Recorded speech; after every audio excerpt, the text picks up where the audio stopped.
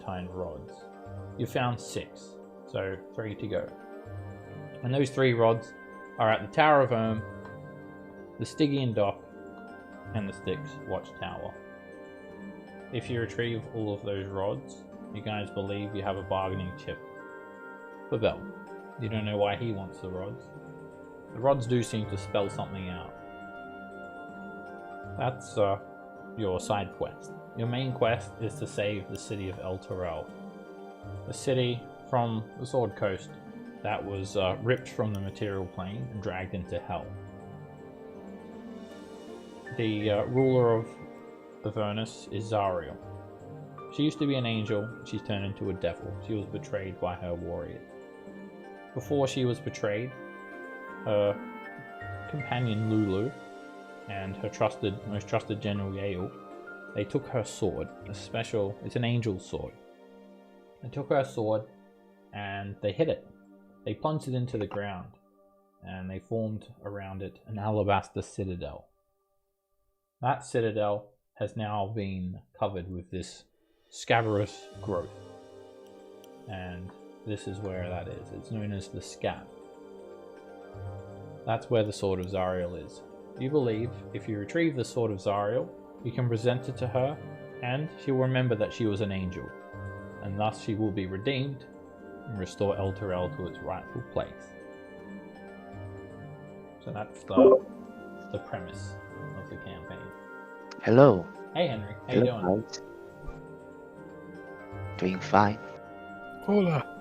Alright, so how are the new player? So, I was just explaining kind of the story behind the campaign. You may have missed that, but you'll know what's going on now at least. So, alright, that brings us to where we are now. You guys are currently at the Wandering Emporium. So, last session, you guys had a bit of trouble. You attacked an archmage, were not prepared, and resulted in 3 people dying. With that, death is only a setback in D&D. It is by no means the end, unless you're like, really low power and you're not able to get resurrected or raised from the dead. You guys have the ability to raise from the dead. However, some of your companion souls had endured too much, and they refused to return back to their bodies, leaving behind Raven, Zygon, Bargle, and Nico. You guys had spent a couple of days at Infernal Rapture, resting back up, and actually I think just one day, resting up and just recovering, picking up the pieces from the events that have just happened. So, as you're about to head out to continue your adventure, 3 other adventurers roll in to the Wandering Emporium on a scavenger. That is Halstrom, Adrian, and Gerald. What we're going to do, I'll explain to everyone why they're here. So they are tied into the story. That should link you guys together and push the story forward, because it was on the brink of collapse, really, from last session. There's barely anyone holding it together, but this is hell. It should beat you down, and there's always light at the end of the tunnel. So let's go around the table. We'll do a character introduction, and then I'll tell you guys the character's plot hook, so everyone knows why they're here, and vice versa. Alright, we'll start with Raven. Alright.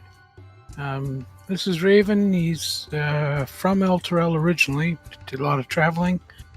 He's a warlock professor / scholar, and he just thought it'd be fun to hang out with these guys and try to get the city back, because, old time's sake and stuff. Fair enough. Raven wants to get the city of El Terrell back. He wants to see demons and devils up close too, because that was cool. You saw them very up close. Zygon, you've just relieved yourself of the shield of the Hidden Lord. He is, so you see, like a sort of like an ashen, like a Azamar paladin. He's fallen. He looks very tired. He's just he was just sort of like resurrected and had some things made clear to him. So he recently broke a pact with a demonic shield. So he's not quite sure what's going to happen to him in the next couple of days, but he's still trying to do what's right. He's still trying to save El Terrell. And yeah, still here trying to fight the good fight, even though he's been battered down a bunch. Alright, the good thing is, nothing's happened to you. Yeah. Bad thing is, nothing's happened to you. Okay. Boggle. Bargle is a half-orc champion barbarian. He's a good half-orc. He's actually a member of the Order of the Gauntlet. He was ordered to go find their missing leader, Anthar Brun, he was disappeared when Eltrell disappeared as all. And once he finally found him, Eltrell, he decided to help bring the city back where it's supposed to be, on Sour Coast. Alrighty. Edging ever closer to that goal. And our first new character, but not new player, Halstrom. Halstrom is a human. It looks like the picture. Long-haired, blue-eyed, stands about 6 feet. Physically, he wears impressive plate mail that's dusted with amethyst. He carries a great sword. He's originally from Elturel, but he has been working with his companions. He's been told by the Church of Torm to be a bodyguard for one of his companions. Okay. Yeah, they, the Patriarch House have basically hired you, and this is like your ticket to get to Hell to try and save Elturel, so it would make perfect sense for you to just take any chance you can under Torm's guidance to get sent to Hell to try and save Elturel. And we have Gerald or Gerald? Gerald. I'm just thinking Geralt from Witcher, but Gerald. Yeah. Gerald is a drow half-elf. He's from the Patriarch House Redlock of Baldur's Gate. There's sort of dark rumours surrounding his house. They may be known to consort with the Shadowfell, devils, and other supernatural entities. On the surface, they're affluent merchants, but you don't need to dig very deep before you realise that it's all just a front for smuggling. Gerald has his own reasons for being here, mainly to do with serving his family and proving himself to them. But he's not too happy about the situation. He's looking at every angle he can possibly find to try to get a way out. Alrighty. And finally, Adrian. Yes. Adrian is a troll assassin. He recently escaped his former kingdom, or drow kingdom, I guess. From the For Underdark, yeah. Yeah, they for have, fine. Noble houses, and basically a kingdom. Yeah, for free himself from substitute of his den. But he was failed, but he was saved by Selûne, the god of elven god of moonlight, if I remember correctly. So Yep, Selûne So- is the the god of the moon. The actual moon itself is also known as Selûne. after she saved him, he made a pact with her. She will give him power and freedom, exchange of his service. Okay. Now he is in Avernus for doing our mission. Alright. With your your backstory. I'll work it more into the story next session. I did notice you have the spy background, so you could have basically infiltrated Geralt's noble house and try to, under the guidance of Salune, maybe uncover the corruption of the house and perhaps wanting to restore El Terrell, which is this city that was taken from the material plane, basically as like an undercover agent. That will do. Yeah, we can. I've got a couple other ideas for your story as well, but they'll be kind of more like a big reveal sort of thing. All right, Yes. so these three guys here that have just rolled in, I'll explain their plot hook to everyone. So this is mainly for Gerald, sorry. So he's been sent to Hell to pay off his family's debt. Being from the Patriarch House Redlock of Baldur's Gate, his family soon found themselves in financial hardship due to the insurrection of the cultists of the Dead Three in the city. Trade routes have been blocked, and his family's business soon fell into debt. His family turned to devils in a bid for financial gain, and thus he has been forced to pay the debt on his family's behalf due to a selfish contract invoked by his uncle. Wanting to also prove yourself, Gerald, you put your hand up for repaying the devil. That devil was Bell, by the way. Taking with you the family's chamberlain, who is Adrian, and a personal bodyguard hired by your family, Halstrom, you entered a portal to Avernus. You would have probably had to go to Candlekeep to get an archmage to plane shift you. And that took you to Bell's Forge to fulfill the contract with this devil, Bell. Being the former ruler of Avernus, he set you a very simple task. Search for 9 adamantine rods scattered around Avernus and retrieve them for him. Noting that he's already sent a handful of adventurers to retrieve them, he said the job shall be an easy one, but he did not disclose the reason why he wants the rods. He's told you the location of the 3 remaining rods, or renaming rods as far as I've typed it, remaining rods, and that if you appease him, he will organize more work for you, if you want it, absolve you from your family's debt, and organize a way for you all to return home. So, it's simple. Find 3 rods. Very, very simple mission. The 3 rods are at the Tower of Erm, the Stygian Dock, and the Styx Watchtower. Now, to get around Hell is not easy. The landscape is constantly shifting and changing. There's no nautical directions, nor are there any celestial bodies in the sky, which is great for Drow because that means no sunlight. And you just kind of have to think of where you want to go and you'll get there if the higher beings have anything to say about it.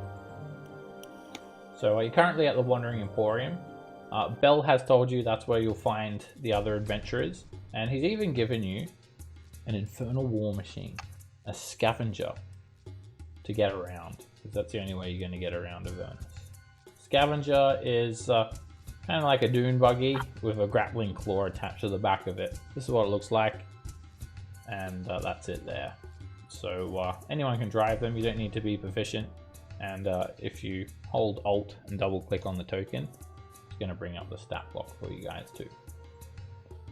But we won't worry about getting into detail on these machines. All you need to know is that they require the souls of the damned to fuel them. Okay, so you guys have just pulled in, and straight away you'll recognize the other adventurers. Zygon, Bargle, and Raven. Stand near a beat-up tormentor. So, you guys are. What do you do? Oh yeah, by the way, sorry, I probably should describe the location you're in. The Wandering Emporium is a series of shops set up in Hell, which is like a neutral ground from any of the wars going on. You're not allowed to fight, you're not allowed to cast spells, and there's no exceptions to that rule. You guys had to sign a contract to actually enter. So actually, Halstrom, Adrian, and Gerald, you'll need to take 1 hit point, because you need to sign the contract in blood. but presume you've looked over it and it's all fine. Okay, so you've just pulled in, you identify the other adventurers, and they look like they're just about to head out on this speed-up tormentor. There's a variety of shops here, a forge, a barber, they sell demon ichor, they sell adventuring gear, there is a restaurant called Infernal Rapture, they even sell larvae, which are these giant maggot things, fiendish maggots with sharp teeth. Alright, Gerald is going to approach the other adventurers. Ah, so you're the ones I've been told about. You're to help me acquire the adamantine rods? That's you, right? No. We're acquiring them. Oh, well, our interests are aligned, it seems. We can be of help to each other at the least. They've all, Bell's also sent with you the an emissary of his as well. So it's not just some randoms coming up and saying they're also searching for the rod. It's Baldur, an imp who's a little companion of Bell, like his little lapdog. Baldur is with you guys, and I'll show you. I think I got the handout of his artwork. This is in here. He's just been trailing you guys invisibly, and he poofs into existence with a puff of red smoke, hovering 4 feet in the air, right near you guys. And he just says, "Greetings from Bell. It is true. Bell has sent you assistance to make sure you succeed in your task." And then as soon as the imp appears, he disappears, and you can no longer detect him. Well, we could use some help. Fortunately, your what do you call this? Your patron doesn't really engender a lot of trust, but we can at least trust that we have the adamantine rods in. Acquiring the adamantine rods is a common goal, although not our true goal. We'll hang out for now and see what happens. I've just been burned by something else that proclaimed to want to help Elturel, so I'm a little gun shy now. Apologies. Oh, no apologies required. We're in one of the 9 hells. You need to always be on your guard here. Nothing is as it seems. There's some handouts of some locations in Hells. It's a barren landscape, akin to a desert. You'd be good. Really hot. You'd be good. You take what we tell you into account and consider it before making actions, and you might survive down here.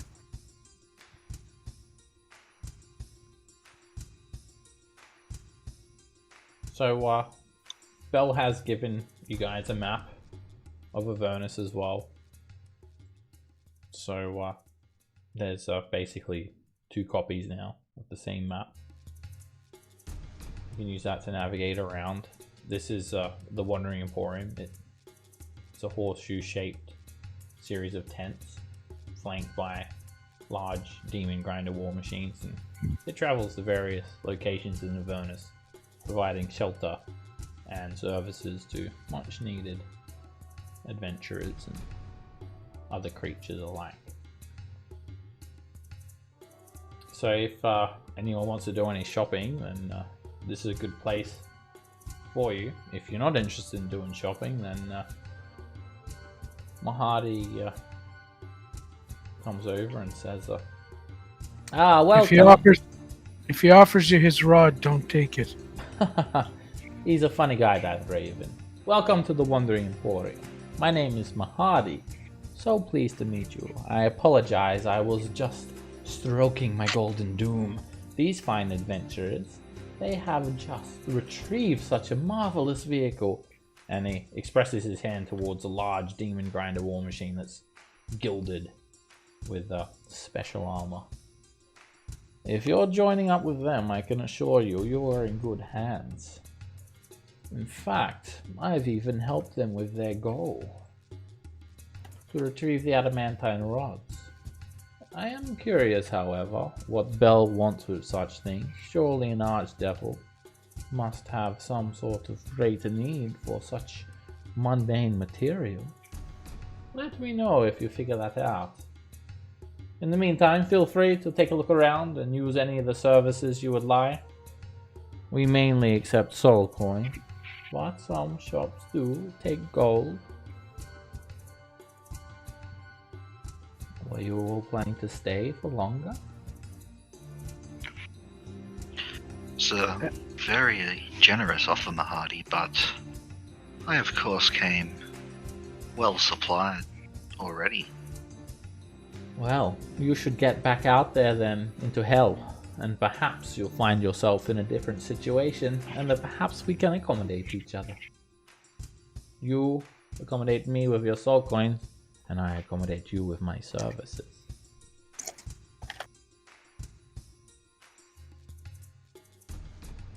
So, do you guys want to leave? Yeah, I think we should. Yeah, I think we're good. Yeah, let's go ahead and look at the map and look at our next leads. Alright, Let's see, do you guys firstly, who's jumping in what? This is a brand new scavenger. It's fully topped up. There's only a few hours of soul fuel missing from the tank. Yeah, I'll go back into driving the Tormentor as we normally do. I will silently follow. Alright, these vehicles have multiple seats that you can sit in, and they provide you a bit of cover, and you can also operate their weapons. Who's driving the scavenger? Which one of you guys would like to drive? Probably someone with enough strength, I guess. It doesn't require any particular proficiency or ability scores to drive. They're pretty easy to drive. Point and press. Halstrom will look at Geralt and say, "Do you want me to drive, my lord?" Very generous offer. You're not sure if Halstrom's calling you my lord because they're paying him, or he generally feels that way. What the? How much are you getting paid, by the way, Halstrom? Alright, we'll figure that out. Bell. I get paid in diamond dust. I haven't got paid yet. Do you just like snort it? Alright. Bell hinted that there'll be some sort of reward if you return the rods to him. Alright, so this scavenger has a harpoon flinger, which is basically a ballista, and then a grappling claw, which is, you know, imagine the claw game, but one that actually grabs stuff. So, what did you want to be in, Adrian? A harpoon flinger or a grappling claw? I will take harpoon. Okay. And Gerald? I will operate the grappling claw. Okay. You can find information about those weapons on the stat block. It basically restrains things, shoots things. So Zygon in the helm, and Raven. You've got just one harpoon flinger on this Tormentor. Yeah, it's okay. Do you want to be in it or Bargle? Bargle can be in it because I can hit ranged anyway. Right, you're kind of just hanging on to the side. Yep. Alright, with that new Like a fireman. Wee-oo. We're out. with that new formation, I'll have you guys roll out of here. All right, guys, are we going to the towers? Yeah, we've got a bunch of. We can go to the towers, we can go to the dock, or we can go to the Tower of where do you guys want to go? As you do pull out of the Wandering Emporium, you check the fuel gauge on the Tormentor, and it's awfully low. It's got 6 hours left. I'll chuck in a soul coin. Alright, you slot one of these soul coins into the furnace. And the souls scream. You hear fire dissolve the souls as a red smoke and a loud bang wafts out of the exhaust. You watch as the soul fuel gauge completely fills up. 72 hours worth of fuel.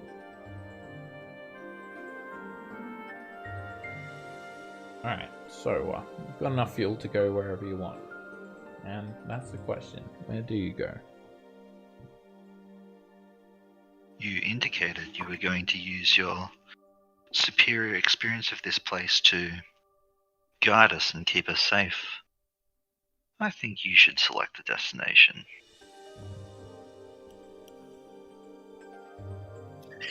All right. You've been everywhere on the map. You've been Yeah, every okay. location so far. Okay.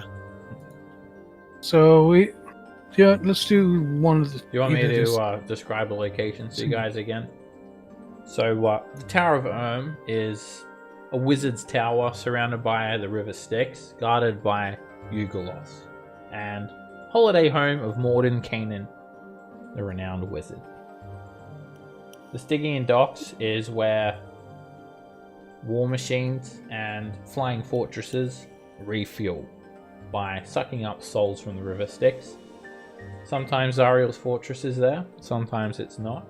And it's also home to Basilstein, the nifty horn devil who invented infernal war machines and occasionally does some crazy experiments that has people diving down into the River Styx.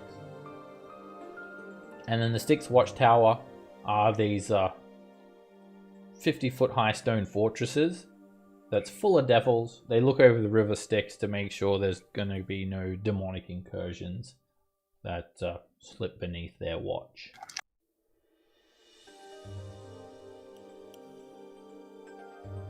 So you would imagine that, if you go to the Styx Watchtower, there's probably going to be some hostility unless you're particularly clever about trying to find and procure this rod, because the devils, they don't really want people snooping around for no reason. Stygian Docks, you can't imagine there should be too much trouble. Maybe Basilstein picked up the rod when he goes fishing into the River Styx. And the Tower of Erm, well, Morden Kanan, he seemed to be too cool for you guys, but maybe he can be convinced. He obviously has the rod, or at least knows where it is. So, someone can pick a destination. What about you, Bargle? Where do you want to go? I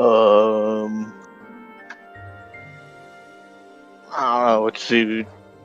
Let's go to the place where they fill up souls from the river Styx. The dock? Yeah, that seems like the least Yeah. aggro place. Sure.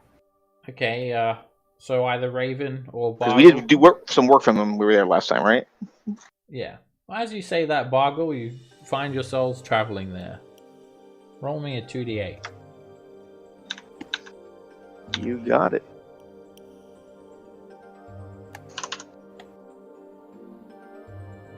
You guys head out from the Wandering Emporium, Oh boy. and in classic fashion of this campaign, you don't arrive there. Alright, you're on Son of a bitch. You're on the road for 12 hours, and 12 hours of pretty much nothing. A bleak, scorched landscape with remnants from a bygone era. Nothing more than crumbled buildings, layers of bones, piles of ichor, fiery tornadoes, and occasionally a couple of small demons, stray demons that you just like run over like a speed bump. And despite it being 12 hours, according to the soul fuel gauges, it goes by in a matter of, it seems like minutes. So I guess we are lost. Yeah, we get where we want eventually. Unless fuels is ran out. Yeah, we get enough fuel for a few weeks. You check on the soul fuel gauge, and there's still plenty of fuel. And yeah, you never lost until you're out of fuel. Yeah. So just when you're beginning to wonder if you are lost or you're actually going to ever arrive anywhere, you're going to be endlessly bounding through hell for the rest of eternity. Suddenly the map speaks. A voice issues forth. A tower tumbles between planes on the whims of a mad mage. Where it goes next, nobody knows. And you arrive to see an iron tower rising up atop an island that's surrounded by a lake of boiling blood. There's no windows penetrating the tower's walls. Its only visible door opens onto a high balcony. Red lightning crackles constantly between some of the horns of metal on the tower's roof. And you see the roof is also like a dome shaped. It's like a hatch that opens.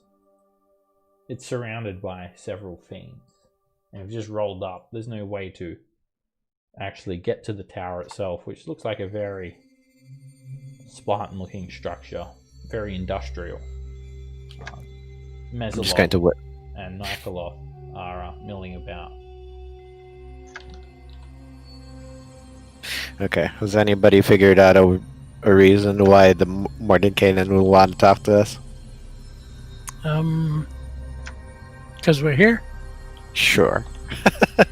As you do arrive, this massive fiend, Nikolov, it flies on over with an executioner's great axe at the ready in one hand, just kind of trailing behind it. It beats its massive wings, and it's sure to hover out of the distance of any potential melee weapons. It's about 20 feet in the air. And it looks down at you, and it yells in Infernal, "State your business."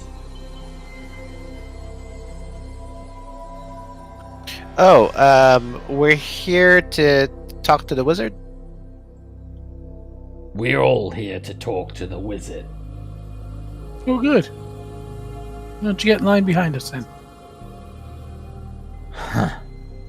I'd be happy to get in line behind you. Would you like to hire my services to stand behind you? I'd be happy to strike a deal. Yeah, no. Well, so, how long have you been then here? you're not the boss of me. You're not the boss of me now. I've been waiting since the last time you all had arrived. Torgaz and Shroud. They followed you when you left. What happened to them? I don't know. Who are They they? probably got lost. Alright, make a deception check. I don't even know who they were. The other two Did we kill them? You Oh, did we kill them? Yep, they followed you guys and attacked at the Tower of Oh, yeah, at the well. Standing Stone. There you go. Alright, Well, you don't feel like these Nikolos have any great allegiance to each other anyway. yeah, they followed us and attacked us, so we killed them. But he just kind of looks down at you and kind of shrugs his shoulders. Guess they found contracts elsewhere. Well, I'm trying to get a contract with the mage. I've heard he pays well. But standing around doesn't seem to provoke him to exit. Last time when you arrived, he came out. Do it again. All right. Hello. Uncle Mordekainen! Hey, Uncle, we're here! The Nikolov looks over towards the tower and flies up towards it, expecting something to happen. But calling out doesn't seem to get this archwizard's attention. Are these things bugging you? Your voice can barely even reach this edifice. And you're not even sure if anyone inside would even be able to hear you. Is there any bridge or any way across the lava and stuff? Or it's No. gonna have to be fly, I guess. There seems to be no way across unless you're flying. All right. Hey, Zygon, want to go for a fly? Sure.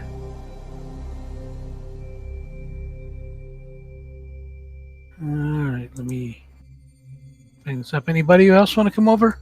As How you about- guys are having this conversation, you see a couple of Mesoloth actually wrestling each other. They seem to be pushing each other, and one of the Mesoloth overpowers the other one and push him in the river Styx. Mesoloth splashes around before ultimately sinking to the bottom, vanishing from view. That's funny. I'll come to meet the mage. And Jared will step forward. Alrighty. You keep on looking at this Spartan-looking tower, and you wouldn't even think that an archmage would even live in such a structure. Must be So nice me- inside. Me, Zygon, and Gerald, I guess, are going to go over. Okay, you cast Fly on Zygon and Gerald. Yeah, I'm just going to go up and knock on the door politely. Excuse me. Alright, you Are tap you on the home? door, and appearing on the edge of this dome-shaped contraption is a stern-looking man with a neatly trimmed black goatee and a penetrating stare. You have summoned the mighty Mordenkainen, he says. How dare you knock on my dome? Would you prefer I shout like these guys? I demand to know your reason for visiting. Those I'm guys ready. are actually quite annoying. I know. They all are. My name's Raven, and we heard you might have an adamantine rod with writing on it that we're trying to get hold of. Or at least know where it is. Perhaps there's something we can do for you in exchange. An adamantine rod. With writing on it. Once belonging to Baal. I have it. Oh, alright. So what would you like for it? I would first like to know why you want it. Oh, This is all part of a thing to free the city of Elturel. Free the city of Elturel. It's fallen into hell, as I'm sure you're aware of. So Boring. I don't yeah, care. and Zariel's here too, and we're trying to convert her back to good. I know Zariel Yeah, is here. and yeah, poor Lulu's dead. But yeah, we're gonna use the rod to get some other stuff so that we can get Zariel's sword and make her good again. Boring. I don't care. But I know. I do care. I care about the whole go against Zariel thing. It's gonna be fun. But how do I know you're not working for Zariel? Yeah, you can guess me, uh, cause I'm Raven. I don't How lie. do I know that you're not assassin? And you've No. simply been sent here as a ploy to lure me out. well, considering that all we really need is the rod, that would be real. We'd be really dumb assassins if that was our reason. True. What about we would. the rest of these scrambling little Yugoloths? I have no idea. Oh. what they are. That they're Oh, not we don't know who assassins? these guys.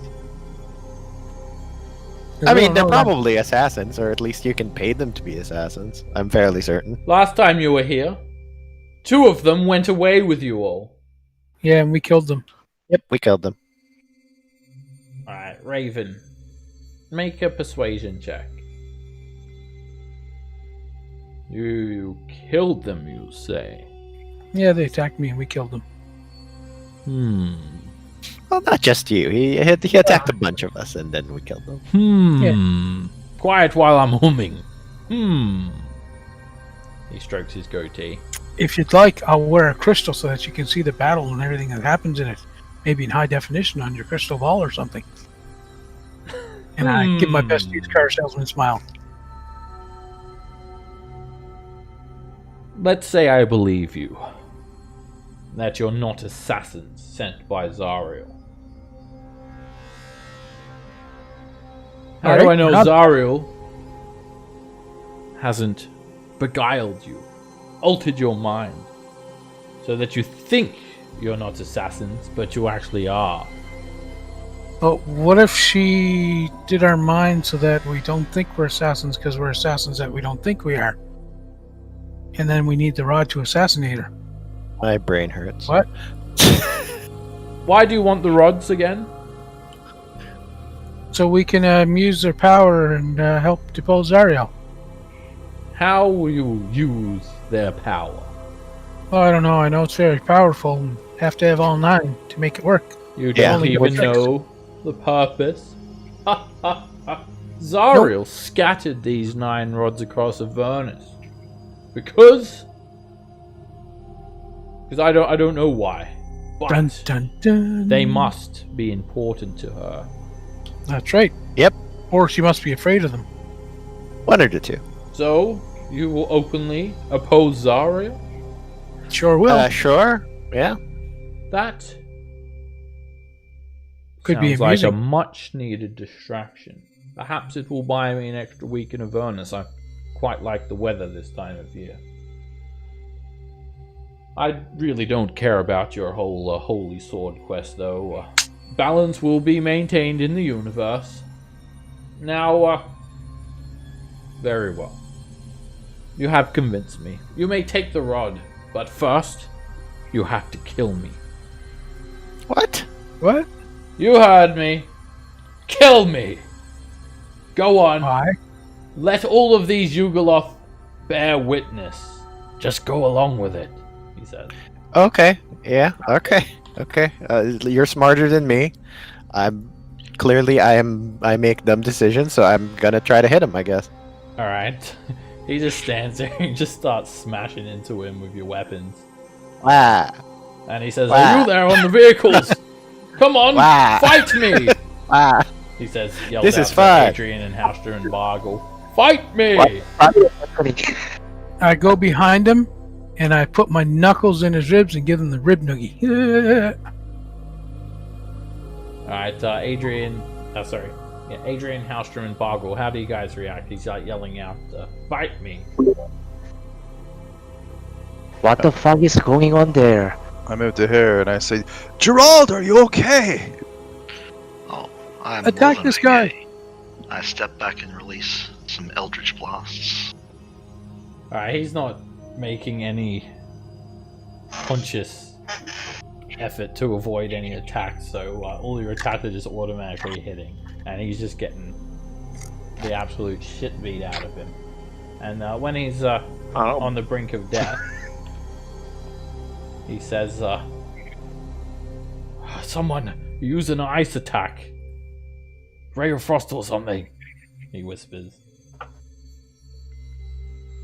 I don't have any of those. Well, No. this is going to be very unfortunate for you. Brace yourselves. He runs around behind Raven and says, You'll never take me alive! I'll take you all with me! And he begins to swirl his hands around. And he presses his thumbs together and extends his fingers. And then a blanket of ice, it washes over the 3 of you that are up there with him. It's a cone of cold. And you'll have to endure this. What about other demon and devil creatures? They're all on the ground at the base of the tower. They're all looking up, and some of them seem quite excited. They're looking up, and some of them even seem to be placing bets among themselves. But he includes himself in this AoE, because no one has a cold spell. So, yeah, make a Constitution save, Raven, Gerald, and Zygon. The 3 of So you Gerald- resist his cone of cold. Yeah, so Gerald gets a +5. You each take 16 points of cold damage, and he yells, Yeah, "Oh no! I'm dying! I'm freezing of a cold attack! Ah!" And then as he perishes, he melts down into a puddle of ice and snow. And in Oh. amongst the ice and snow is an adamantine rod. Sweet. Now pick it up. Alrighty. Oh, I gotta do con save too. I thought you did. Concentration. No, you did. Concentration. Oh, Took it 16 rolled it points. automatic. Oh yeah, for concentration, yeah, you succeeded. So yeah, Okay, like cool. you literally see his body melt into a puddle of ice and snow, and then there is an adamantine rod just sitting there in the middle of it all. And anyone who witnessed that, make an Arcana check. So everyone, basically. I know what is it, but I don't think Adrian does. Yeah. Probably, most of you probably already know what it is. But just so your characters can verify that you didn't actually kill Mordenkainen. Oh. Raven, I don't know how you know these things, Bargle, but you do He apparently. listens to Raven He's drunken. been Raven. around. You heard a story in a tavern once about this. It's a simulacrum, a snowy clone of the real Mordenkainen. Obviously, he's not foolish enough to greet you all out in the hellscape of Avernus, so he sent a simulacrum to pose as him, and cleverly actually hid the adamantine rod inside the simulacrum. No one would ever think to look for it there. Almost like he knew we were coming. So now you have 7 rods. Awesome. And I'm gonna as have- you guys depart, you hear a whisper come from within the dome, and it just says, balance will be maintained in the universe. Hear his voice issue. from Sure the will. dome. I'm gonna grab will. some of this snow and make a snow cone and slowly eat it as I fly across. Ah, that's dirty. Raise raise it to Shamir and say thanks. The Good luck with your audience. the Yugoloths seem quite dirty at you guys, and they don't seem to have any way to actually get off the island. But the Nikoloth calls out, "Hey, what did you do?" He got bored with life and asked to die, so that's what we gave him. He told I've us we had to spent fight. the longest time waiting here for that mage, and now you've Well- killed him. Yep. I'm gonna need some Yep. compensation. And he waves his. Sure. waves his Would you hand like some of towards that kill too? I mean, you can get some of that snow that he turned into. Would you like some I mean, snow? That's all that's left. Yeah. No, I think I'll take a couple of soul coins instead. Hand them over. No one needs No. to get No. Well, I mean, about you? if how about no? How about you hand over your soul coins and we won't imprison you? How about you hand over your souls? How about your mother hands over her fish-smelling soul? Looking around, Adrian, there's nowhere to hide. It's all pretty much open terrain here. You know. Can I go back to this war machine? It's a bit late now if you've come out in the open. I understand. Gerald is going to address the demon. Perhaps if you wanted us to introduce you to the Archmage, you should have made a deal earlier. I tried to, and he wouldn't come out. That's the first time I've seen him. What did you say to him to get him to come out? I said, Uncle Mordenkainen, come on out, I need to talk.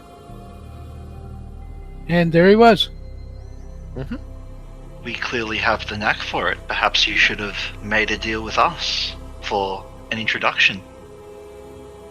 Or I can cut your head off and take your soul coins.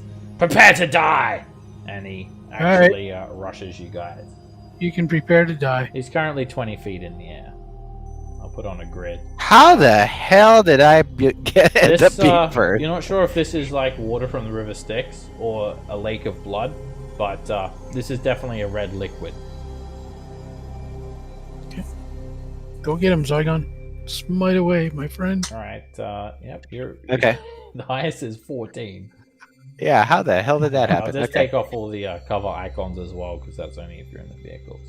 Right, so he's just 20 Okay. feet in the air. Zygon, you're up first. Okay, so I'm going to fly like right here, 20 feet in the air as well. Don't want to be over the God. water. Yeah. And then I'm going to go ahead and use a bonus action to start casting Thunder Smite. And then I'm going to start swinging. First attack. That is a a miss. 11 is a miss. Yeah. Your Second body is attack. aching.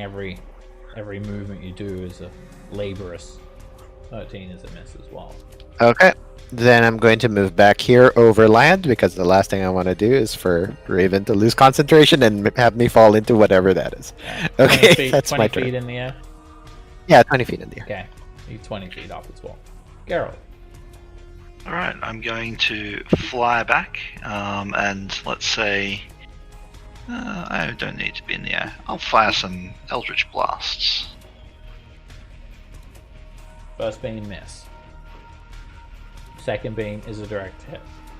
The beam slams into the Yugoloth. Small bruise. I'll end my turn. Okay, lagging a bit, sorry. No problem. As this combat breaks out, the Mesoloth have looked from like being angry and shaking their fists at you guys to actually excitingly clapping their mandibles and claws together, and one of them pulls out some fire fungus and starts eating it. Halstrom. Halstrom will take out his holy symbol and he will cast a spell at the Nightcrawler. Go back to Gehenna. Cast banishment. Alright, you start to feel the magic take effect, and it's moderately difficult to try and banish this thing. 18? Yeah, he made it. Alright, you almost feel it getting whooshed away, but it holds on. And it says, ha ha ha! I will rule this world one day. I'm not going anywhere. Adrian. Adrian will pull out 2 daggers from his wrist. And he will move there. Can I move there? Yeah, you're teetering on the edge of the river. He's but 20 you can feet stand in the there. air. There he is, 20 feet up. My throwing range is 20, so that will do, I guess. Right? Yeah, you're in the short range for daggers. I will invoke my assassinate feature to get advantage. Alrighty. First dagger. Exile That's a hit. action. Yes. Yeah. And I believe this is a sneak attack. Yeah, you'll have a sneak attack. Ah, Alright. fuck. Well, it glances the Yugoloth. 16 damage though. I mean, it still sticks into his arm, and a bit of ichor drips And out. my He second feels it. The second Oh. one misses, whizzes on by, and then the dagger just vanishes and disappears into thin air, mid-flight. I will move another 15 feet, and as a bonus action, I will test. And I will go to back up that hell machine. Okay. That will be my turn.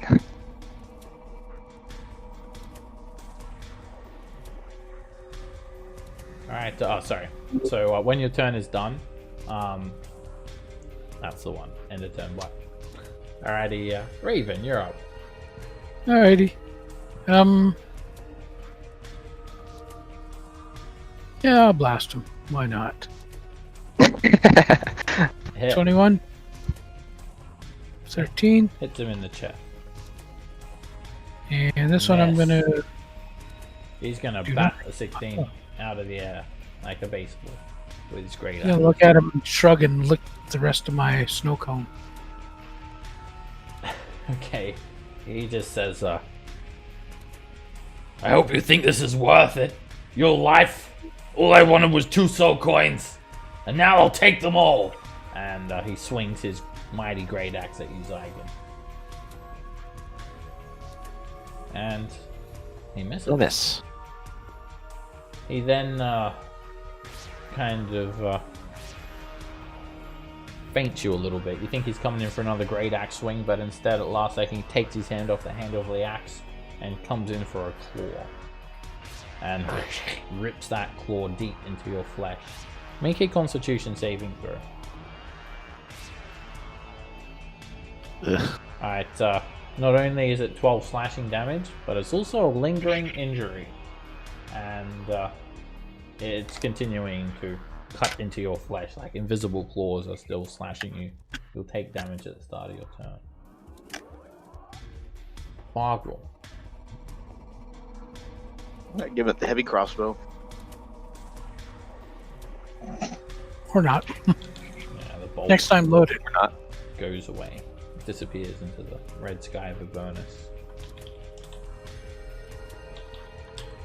Nothing else I can do. Try again. At the start of your turn, oh no, actually, yeah. Sorry, it's just automatic. Yeah. No saving throw, you take 5 slashing damage from that injury. Oh, Thundering Smite is. No, that would still be. Oh no, I rolled a 1. Natural That sucks. one. Yeah, Yeah. unfortunate. Okay, then I will go ahead and. So I dropped the concentration on the Thunder Smite. So I'm just gonna do it again. Cast Thunder Smite as a bonus action. Move here. Try to knock this guy down into the ground. So first attack. Meh. That's still a miss. Second attack. Hellstrom. Whoa, hold on. Hellstrom's gonna do War God's Blessing, so you hit or give you Alright. 10. Oh, okay. So I turn to a 22, and all of a sudden, Zygon, you just feel this burst of strength, and that first attack connects. 7 bludgeoning and 5 thunder. So, Yep, and then he Roll needs to make a save to not be knocked prone. okay. He has advantage. But it doesn't help him out none. He is just Yep. thrown to the ground. An explosion launches him 20 feet down, and And 10 feet forward. he hits the ground prone, taking 3 bludgeoning damage. And then your second attack's gonna miss, Zygon. Okay. I presume you would have. And then I'll. gone up on him and Yeah, I'll attack. fly back here. Yeah. You almost hit him, not quite. You've still got this this injury just ripping into your flesh too. Mm-hmm. Yep, that's my turn. Bonus action. Yeah. And then I float back down to the ground, so I should be on the ground level to the guy. Okay. Geralt. Is he bloodied at all? Not quite, actually. He's got a couple of bruises, and that's about it. Okay. Tougher than expected. As a bonus action, I'm going to cast Hex with a Warlock spell slot. And then I will release 2 Eldritch Blasts. Alright, they're going to be disadvantaged because he's prone. Yep.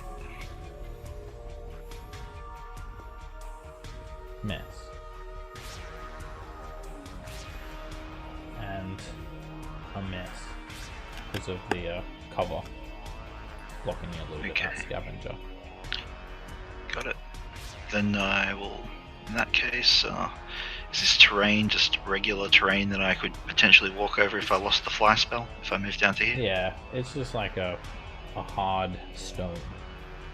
Hard Okay. grey stone. I'm gonna move down to there and end my turn. You can feel the intense heat bubbling up from this pool of blood. Haustrom. I'll move 5 feet to here. And he's prone, correct? Yeah. I'm gonna pull out my greatsword and attack. Advantage. Hit. Okay. 9 slashing. You drive the great sword into him. He's looking bloody. It slashed across his torso. Then I'll use War Priest for a bonus action and do it again. Hit. 26. You 6. puncture the great sword into the Yugoloth's side. Is this square here okay? Or am I in Yeah. lava? You can stand Okay. there. So I'll move 5, 15, 20. And then I'll end my turn. Adrian. Adrian will pulls out a crescent shaped dagger and curse him, I will use Hexblade Curse. The curse goes on. Wow, this place is filled with warlocks. I don't like this anymore.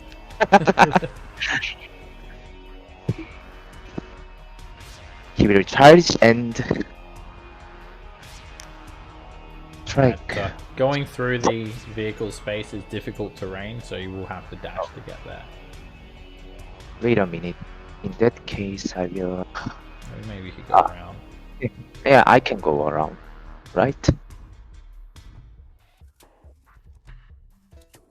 It would cost you 45 feet to get where you were. Either way, yeah, if you move through any of those 9 spaces, it's difficult terrain. Takes Yeah, up like a I 3 will by go 3. around.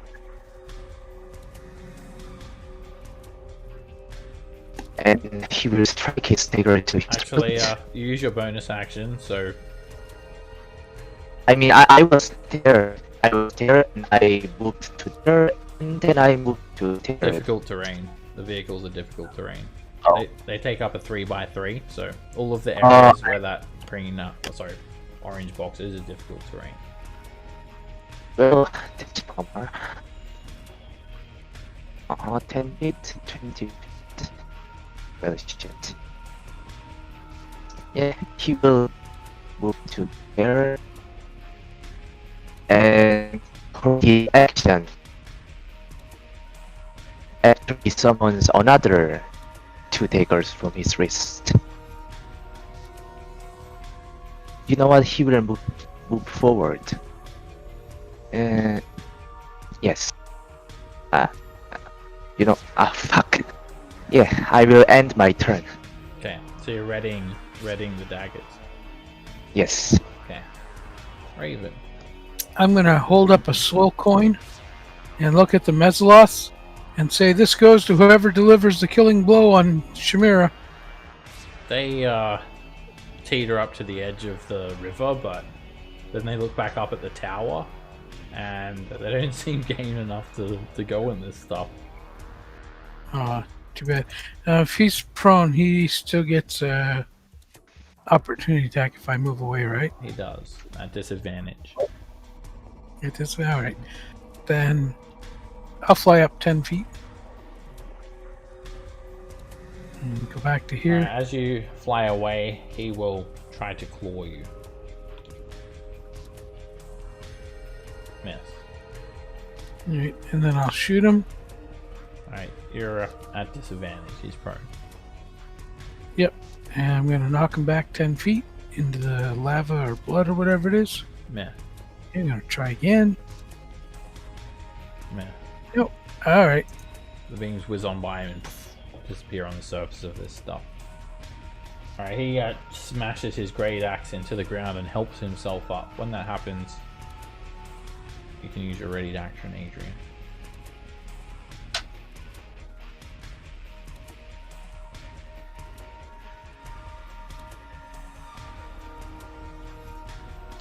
Wait a second.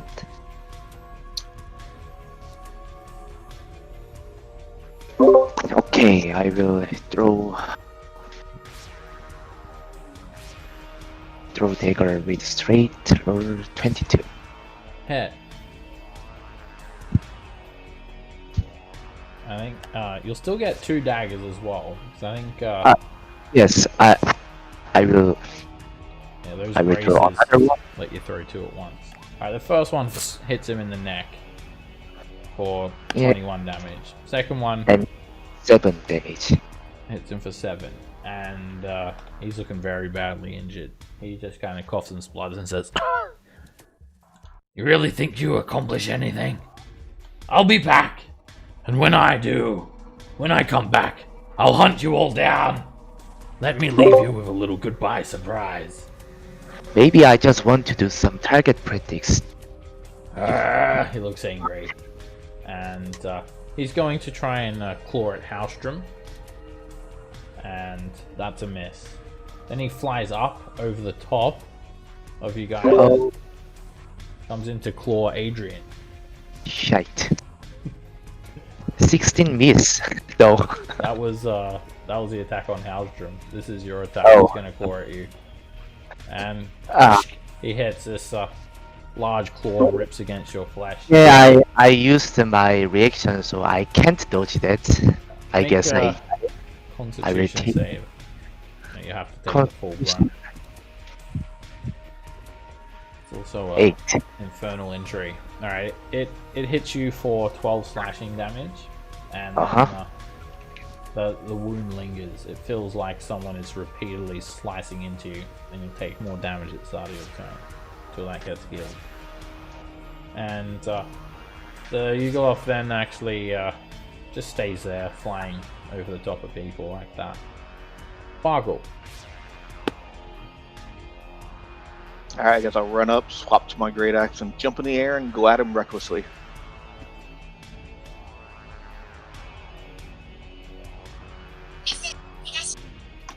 Miss. I'll do War of God's Blessing, my last one for him. Alrighty. 20. Turn it into a 20. Hit. Alright, you embed the great axe into the Nyclaw's side, and it's just dripping with ichor, about to die. And you come in for another attack, but he brings up his great axe and sparks fly through the air as he blocks your attack. You want to pay us 2 coins for your life? He just says, Oh, "You're welcome to come to Gehenna and try to take it." So I can that. Now everyone in injury, melee, you've got advantage. It feels like he's clawing at you again, even though he's not. You take 5 slashing damage.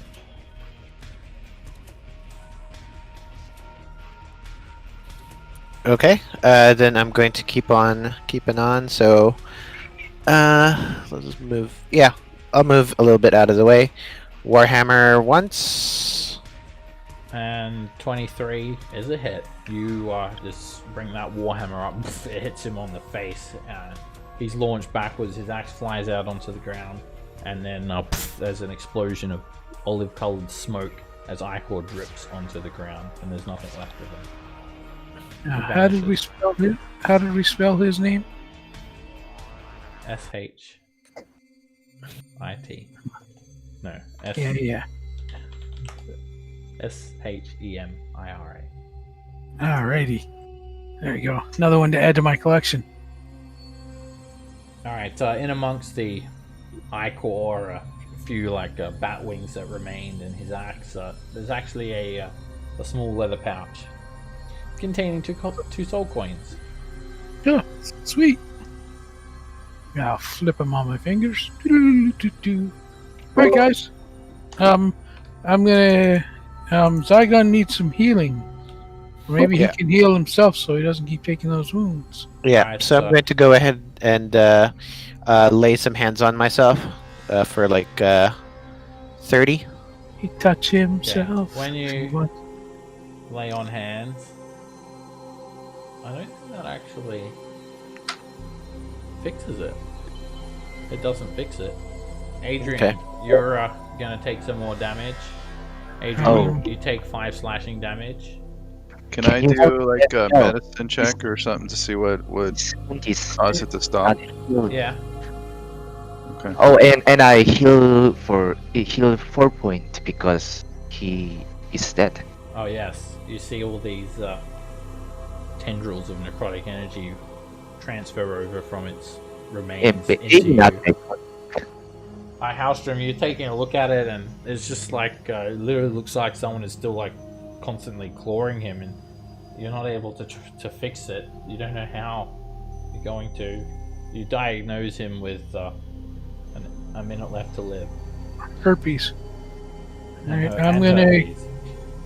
I'm gonna give him some celestial healing thing there, and give him 4 of those. Alright, yeah, they're still taking constant damage. Let me see if your Celestial Light is going to do anything. What's that called? Divine Divine Healing Light. Celestial. Healing Light. Divine Celestial Light. Yes. That's the technical term. It's divine. It's not staunching this wound. You guys need Okay. to do something else quickly, otherwise. I think you need some real gaudy, magic-y stuff. Basically, Oh. Gerald and Bargle have one shot to try and fix them, otherwise they're both going to take the damage again. Try doable. I'll just try to put bandages on him and try to stop it. I mean, You're going to throw the screamer at me? You're making it worse, Halstrom, with your 11 medicine check. You put a okay, tourniquet so on his die. neck. You He's bleeding on the arms. You put a tourniquet on his neck to stop the bleeding. Alright, It Gerald. worked. Gerald, you come over and you see Halstrom is, basically putting a tourniquet on Zygon's neck, and you say, no, it should be on his arm, and then you put it on his arm instead. And Out. it staunch the bleeding. Adrian, you're trying to fix yourself, but it's just continuing to hurt, and you're actually going to take another round of damage. 6 slashing damage, and you're not able to fix it. That's nice. If only we had a priest that could cast healing spells. Like a divine warlock. I'm a barbarian, not a doctor. You can Alright, give it a let's, go. Bargle, you can let's try and fix bandage the Adrian other with guy. a medicine check. Oh, I know did. you I rolled a already 6, did. man. I Alright, rolled a you 6. you just like grab his arm and start twisting it. Like you're giving him a Chinese burn. And it's just hurting. Farragle. Farragle, no. You do it like this, and I grab the other arm and Alright. twist. I will. Ugh. So if you remove the arm stops. Mundane methods are not working. Garrett Oh, has yeah. to fix it. You won't be Did able to I- try again if you fail. You Did I fail. fix it? who's left to try? I can give him guidance. I tried and I rolled natural 20. No. If you've already tried once, you can't try again. Oh, Saigon, you want to try? I'll give you guidance. Yeah, with my -3 and Hey, my yeah, Who sure, knows? Give it a shot. sure. I'll try it with guidance. 16. And yeah, you fix it up straight away. I'm sorry. That should be a 1d4. Cheating by it. You just staunch the wound. It's gone away. Alright. Everybody back in the rides. All right. Come on, children, back on the bus. So this, I'm not driving or navigating this time, so I can hopefully get, so I don't get exhausted. Okay, who's gonna drive, Raven or Bargle? Farragle can drive, I'll navigate, I guess. I'll drive. Okay, Bargle goes onto the driver's seat. Or we can let Adrian navigate. Yeah, and then next time, Raven can navigate and I'll drive, or vice versa, so that Bargle can take a rest. Okay, alright, you guys head out from Tower of Whoops, wrong page. That is, I know, I was just actually redoing your marching order here. I was just looking at that. Okay, let's head away from Tower of So that was easy. We did have to fight an Eichelhoff, but another rod. 2 to go. Where next? Dock, I guess. Back to where we were originally going to go, which is the dock. Sure. Whoever's navigating there, roll me a 2d8. So if you're driving, you won't be able to navigate. Or if you're resting, you won't be able to navigate. We like that number 12. Alright, Raven. Alright, you guys are driving along now, and everyone's starting to feel a little bit tired. You've been on the road for a while, and I need everyone to make a Constitution saving throw. oof. If you're not driving and you're not navigating, you can also take a short rest. Oh, okay. This concentration save is just for lack For of the ones sleep, who are driving basically. in? It's Okay. for lack of sleep. Can in our thing, can somebody else drive so I can take a short? Does anybody else need a short rest in our group? Adrian or Gerald? I do.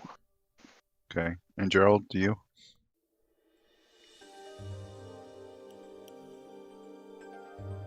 Are you muted, Gerald?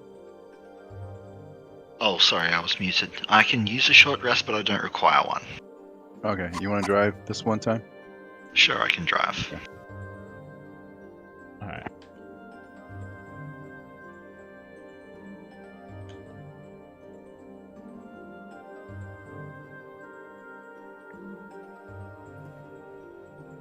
You guys seem to be traveling forever. And no one is feeling particularly tired. It takes a lot to get really tired from lack of sleep.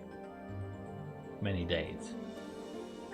And to suffer a level of exhaustion, you have to do pretty bad on your con save.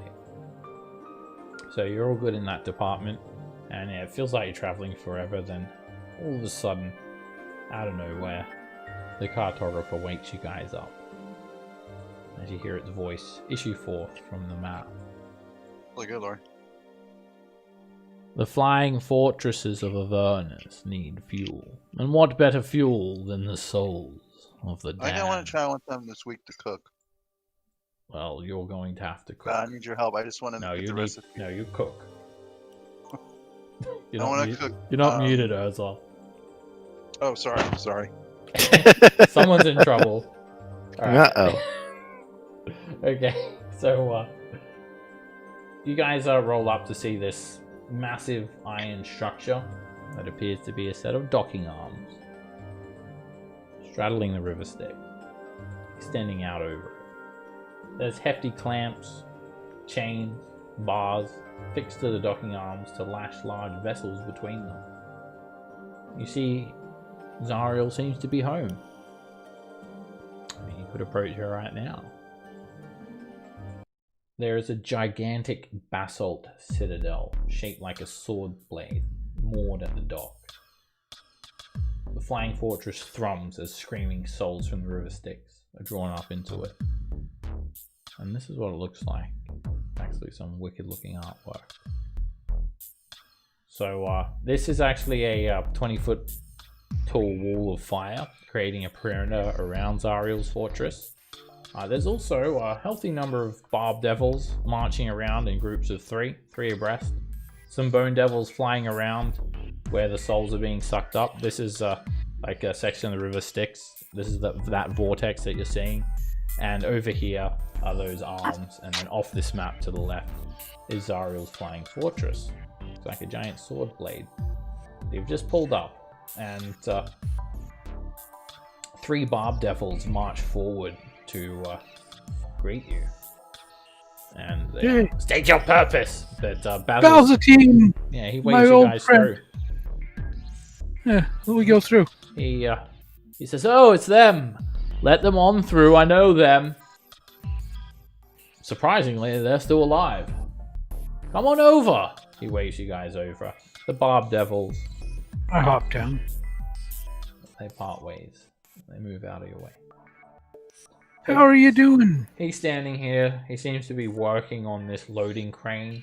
You can see that he's got a new type of diving bell, and he's made some adjustments. He's covered in grease, and there are tools laid out all over the ground. He kind of dusts his hands, and he's wearing a greasy apron. The Horn Devil wipes his hands on the greasy apron.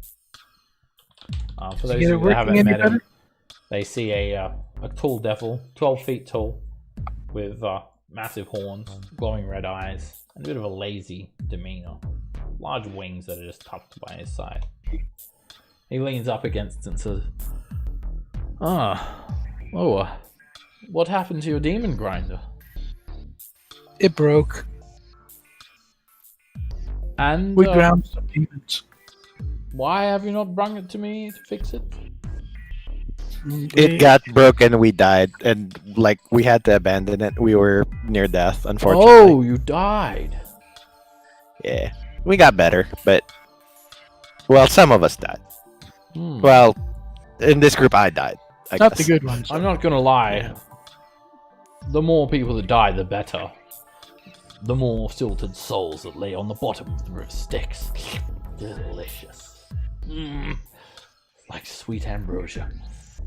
How's your diving bell working? I've had a few setbacks. Something Oh, that's big ripped off the previous diving bell and took it away. And I've only just now replaced it, but it's not yet ready for functioning. Oh, that's too bad. But Yeah, sorry to hear that. you're welcome to go and give it a try again if you want. Test run number 234. It'll Well, be ready soon. I probably might do that because always happy to help a friend.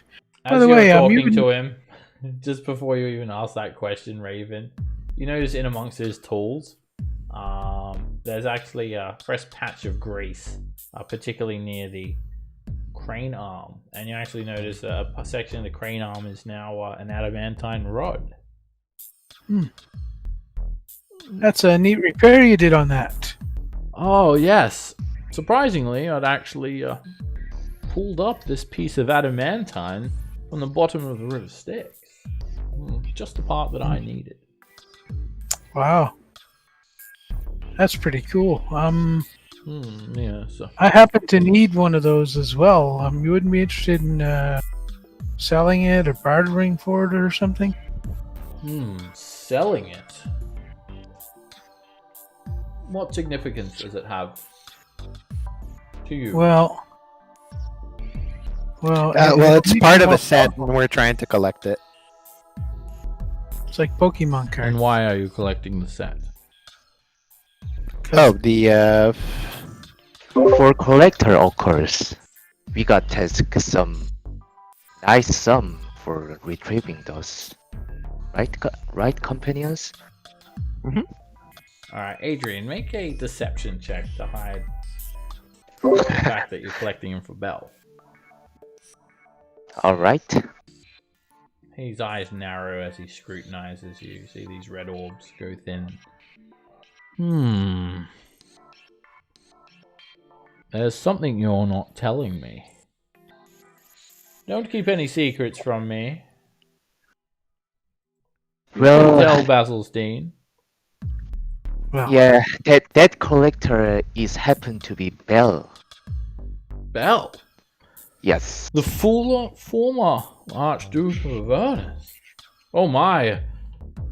That is Zariel's opposition.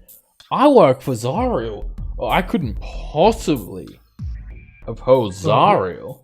we want to. I'm her sabotage. personal mechanic. I'm responsible for all the repairs of her ship. Oh, I can't be caught working with Bell. I could happen to go and collect something from, say, over there, while people steal the adamantine rod from my crane without my knowing. That will be unfortunate, right? yeah, That truly will- unfortunate if that we'll- would happen. We'll guard the crane and make sure nobody does that. Oh, well, I don't need to actually go over there yet. You Oh, see... why not? What's And over there? He looks up to the flying fortress. There's this noise coming from the fortress. It sounds like a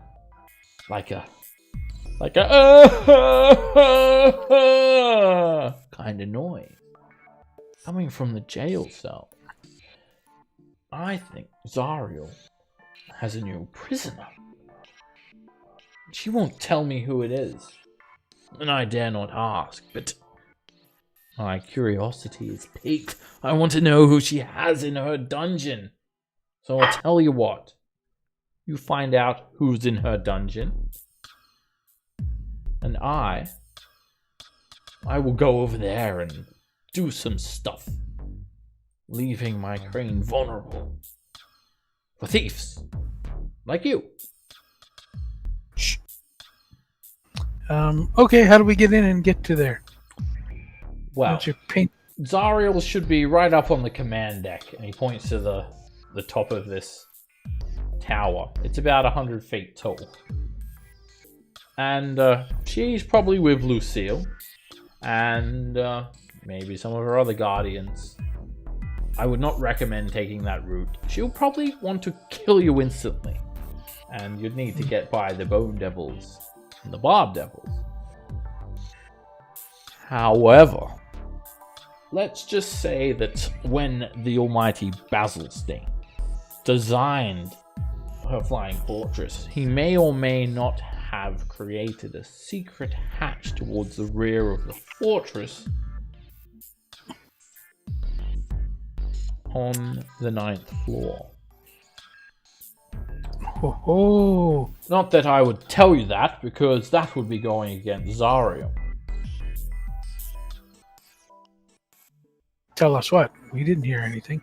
So I need to actually go and check on the fortress by flying up there and looking with my eyes. I really hope no one clings to my waist and hides underneath my wing, because that would be bad, while I inspect the fortress for Zariel. Well, yes. How many can you take? Oh, Holding. I can't take anyone. That would be bad if Oh. one or two Well, people clung to me. If you had to carry big metal pieces up there, how much weight in metal could you carry? And you What? look I severely don't need to strong. carry any metal up there. I just need to inspect it. What are you talking about? All right, grab on. Oh, I mean, if one or two people were to cling onto me, that would be bad. With Zariel and me. Yeah. All right. But accidents happen. Yes. Accidents happen. Well, I will clean. Bomb Devils, you! He points to the Bomb Devils and snap them into place. Guard my crane! I need to do some inspections. 6 Bomb Devil quickly march over to the crane. Look that way! He says, and he points. There, now, look! There may be demons coming from the River Styx. Now's the time, he says. Hug him tight. Who's jumping on? I volunteer. As many as he can carry. One or Yeah, two. One or two? Allegedly said.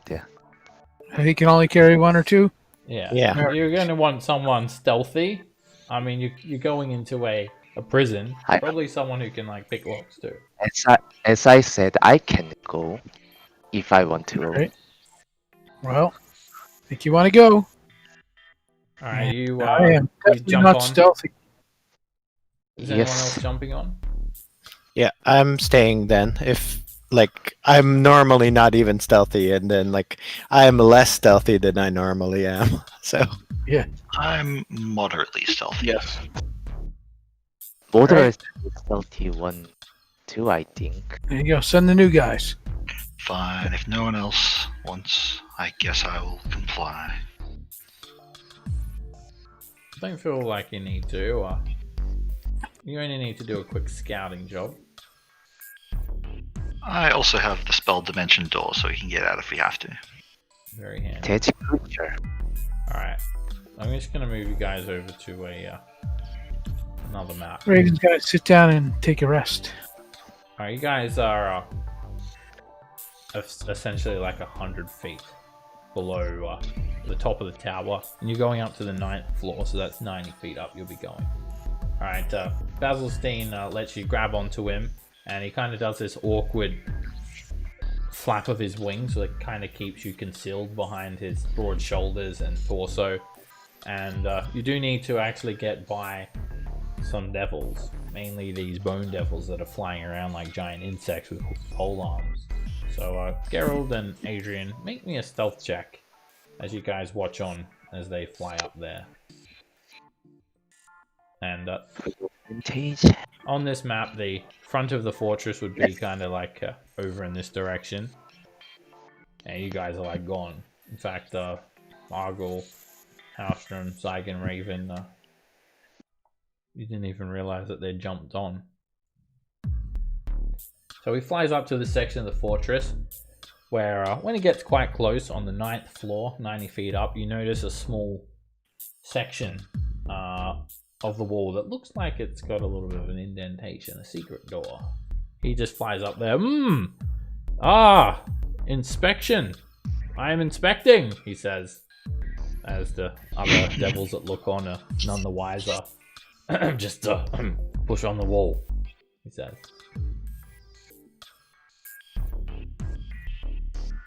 I stealth in. Alright, Oh. you can just like push on like this section of the wall, and when you do, you kind of spin the wall as well. He says, spin it 90 degrees to the left, and this cylindrical panel opens up, and you shouldn't be able to go through the walls. What's going on? Let me change that. Go through the wall. Alright, there's a small section, like a tunnel. It's about 4 foot long and about 8 feet high. It's enough for 2 people to stand comfortably. And he basically just nudges you in there, Gerald.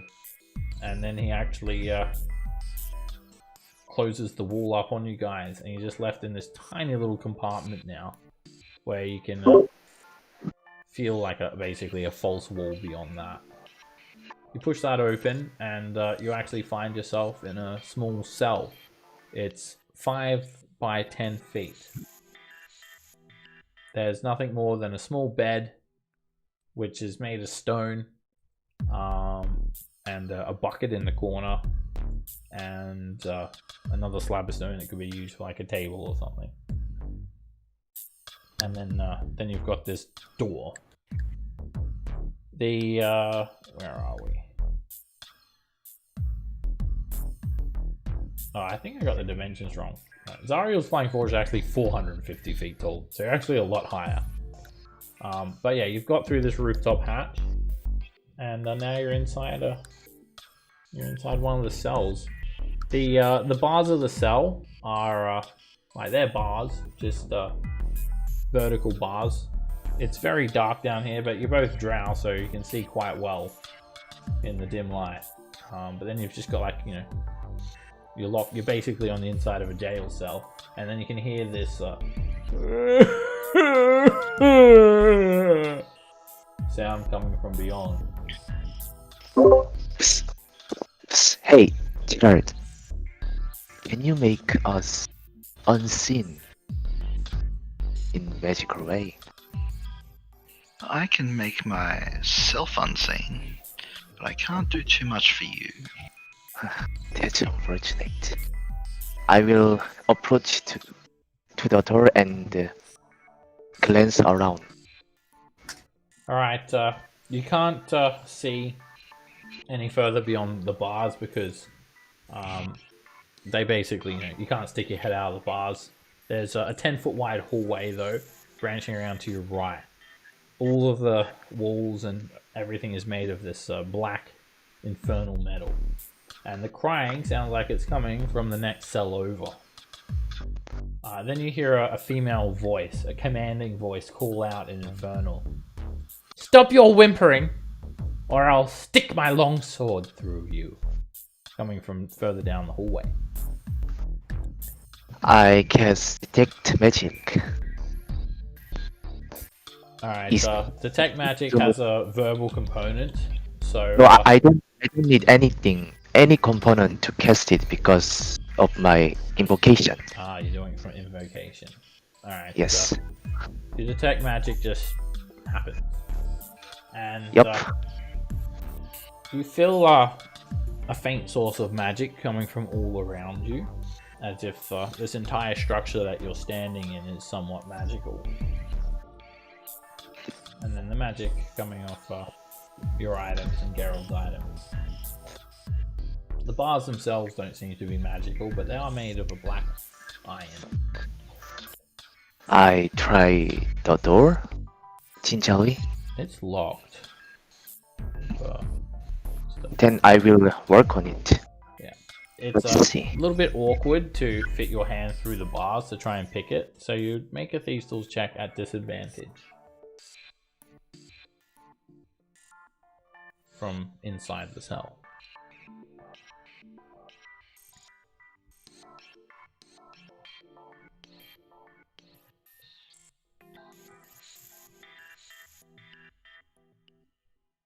So it's a dexterity.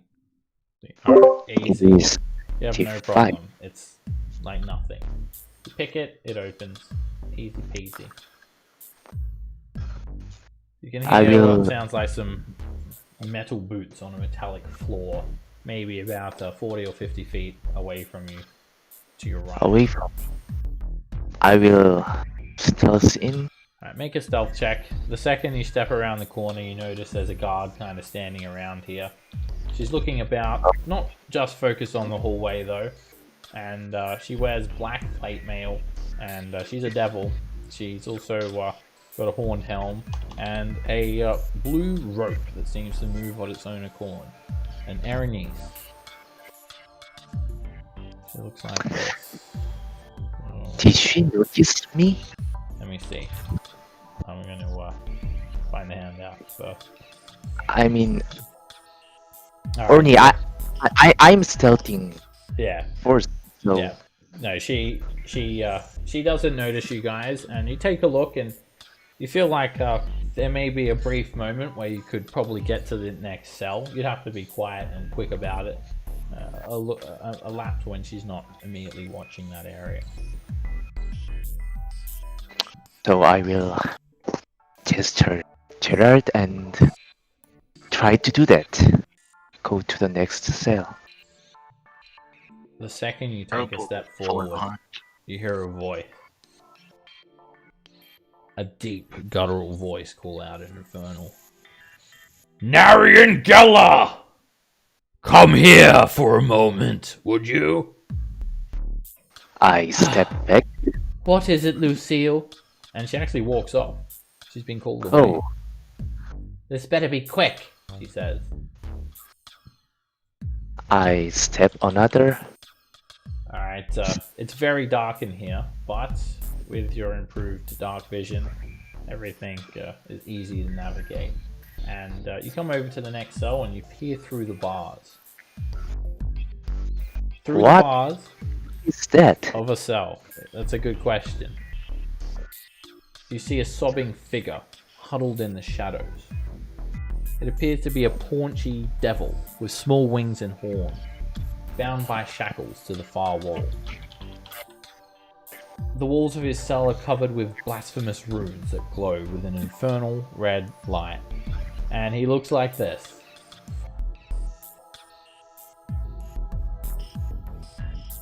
Oh. Is this?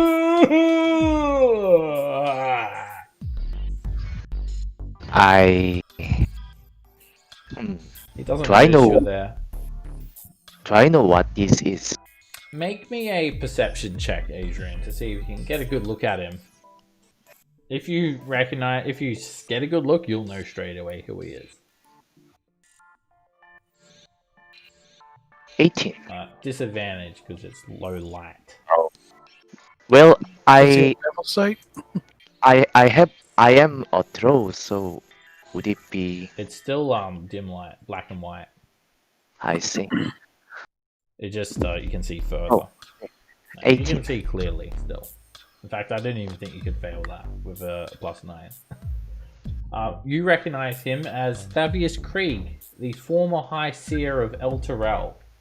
This guy has been turned into a devil, and the other party members should know him pretty well because they killed him in his human form. And he's just crying. Doesn't even notice you're there. Who is that? Does Adrian know? Oh, Yeah, Oh. he's the basically the whole reason why El Terrell got dragged into hell. He signed the contract. He tricked everyone, and he made a deal with Zariel. And this seems to be his reward. He's good riddance, I would say. an amnesia now. That's what he looks like. So you hear those footsteps come back now. Tap tap tap. tap. I go back and push Gerard alongside. I told you to keep that noise down. And make another stealth check just to close those bars really quietly, because she's coming running. Yes, I think I am doing that, so I will roll. You 29. close them, it doesn't even make a single sound. And then And I talk finish for avoiding her cage, I guess. okay. Alright, Gerald, you can push open that panel, and Basilstein's just leaning up against the wall like, oh, well, I'm just taking a quick break now. It's good to lean up here and spread my wings. And he's like not even talking to anyone. I will climb aboard. Alright, guys, I jump will- aboard, and yeah. And I say, I don't know. I was hallucinating, but I think I saw someone in there. Really?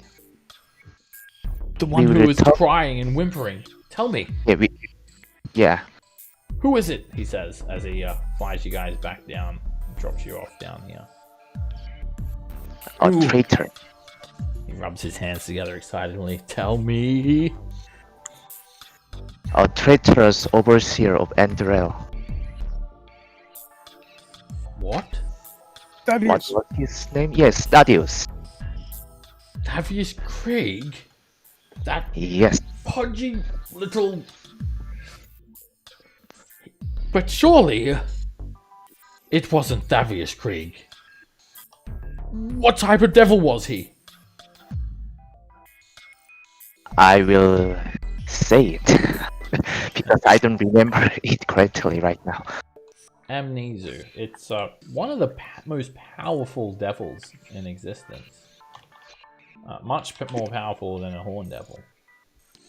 Yes, he was amnesia, if I recall correctly. Him? An Amnesu? After everything I've done? And I'm still a horn devil? Oh... But he is in the cell, being tormented. So, And I don't- I'm here being a horn devil, not even an Irenaeus. I mean, not even a pit fiend. After everything I've done, I invented infernal war machines, and this is... I am completely oblivious to anyone who is going to steal anything from my crane. Excuse me, I have some business to take care of. And he runs over to these barb devils and takes his anger out on them. You there! Stop slacking off! I'll impale you with my spear! Do more patrols! Do better at your job! Tell Zariel how much of a good job I do! And as he's like commanding these barb devils who are on patrol, one of you guys could run up and try and take the bar. That works. So who's Let's gonna go, do that? Zygon. Yeah, sure. Okay, Zygon, you're going up there to grab it? Yeah. Alright, you quickly run up and... Seeing land vehicles helping ripping a part off of it. Not quite. Muscles will help. Because when you try to grab it, it's not easy. It doesn't just come off. It's really stuck in there. Oh, okay. So I can make Bart- an athletics check with advantage as Raven helps you. Okay. And then if not, Bargle can maybe do it. Okay, 23. And you manage to pull the adamantine rod free before you arouse any more suspicion, because there are other bone devils and barb devils around here. You quickly grab it, and Put him back on the bus. Basilstein winks at you guys, but you can tell he's pissed off that Thavia's got a promotion and he didn't, basically. And Don't worry. If we meet Davius, he'll get demoted real quick. Alright, yeah, you guys fought him under the Van Thampa villa. He tried to pretend that he didn't know anything about this, but ultimately he found that he was the one that signed the contract, because you found his contract. It's here. He basically said that, yeah, he swears all of the people of Elturel to Zariel's command. Alright, guys, mount up. Let's get ready to ride. Damn, another rod. 8 out of 9. 1 to go. You guys Yep. pull away from the docks, and you're on the road again. Yep. So I can navigate. Raven can drive. That way, Bargle can take his rest because he's been doing it for 2 consecutive. Sounds good. Alright, you guys are swapping. You're gonna drive Bargle's going to Sure. take a short rest. Yeah, and then I'll navigate, I guess. So How long did it take them to go up and do their scouting thing and stuff in there? In and out in less than 20 minutes. Oh, okay. All right. also, quick questions: the raised dead stuff that only goes away after every long rest, or Long rest. long rest? Okay. Yep. Okay. We'll start going to the watchtowers, I guess. Okay. Halstrom will drive this time in the other vehicle. Yeah, Gerald will take his rest. Okay. Gerald jumps into a resting position. He adjusts the seat, so he just kind of lays back. And you guys are making good progress. Only one rod to go. Next destination is the Styx Watchtower. Who wants to navigate? Why did you kill yourself, Raven? I didn't. Who I does was, that? yeah. I was adjusting my spell slot down there and seemed to be in hit points. Okay, fair. All right. Roll 2d8, right? 2d8. It's a location you've been before. I'll put all your tokens on this map down the bottom right hand corner too. So in case you need them, you can see like the marching order or whatnot. Blah blah blah. Okay, so third trip to the watchtowers. In fact, this is 5 hours goes by like nothing. Still got plenty of soul fuel left. No one's feeling exceptionally tired. And the 5 hours feels like 5 minutes. You feel like you're just being dragged through a vortice of heat. There's the supernatural malevolence and the heat. It combines together to create pure evil. But, again, it's a bleak landscape. There's no features. You don't encounter any other creatures. Before you know it, you're at the Styx Watchtowers. Only really realizing you arrived there with the announcement of the cartographer's voice. The Styx is the demon's gateway into the Nine Hell. The devils keep a watchful eye on its shores. And you come to a squat, 30-foot tall, open-top structure made of black basalt. It's abutting the River Styx, and it's got a nice side view and top-down view for this map. So you guys have just kind of pulled up, and straight away you see 2 spine devils atop the citadel. Lining the walls are arrow slits, but no one is manning the arrow slits. You can see a bit of an infernal glow from within, and a switchback stone ramp leading up to the entrance, which is like here on the side view map, here on the top view map. And a spine devil flutters on down from the garrison and says, "What do you want?" In infernal. We're here for an adamantine rod. You again? Yep. Me again. Me tell you to go away. Yeah, well. I've been told by a lot more powerful creatures to go away.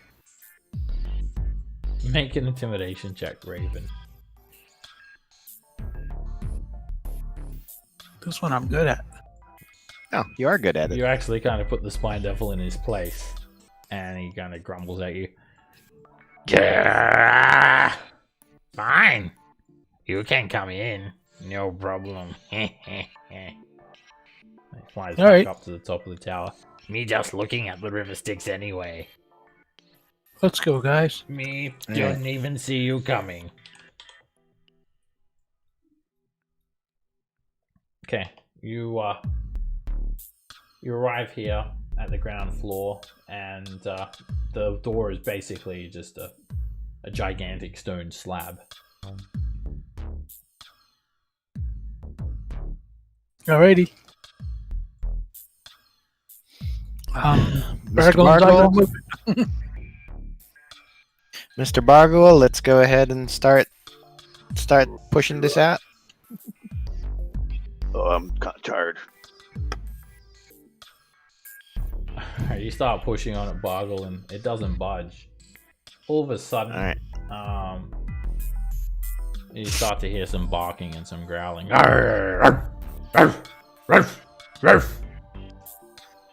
Here, Rover. A voice calls out from Infernal.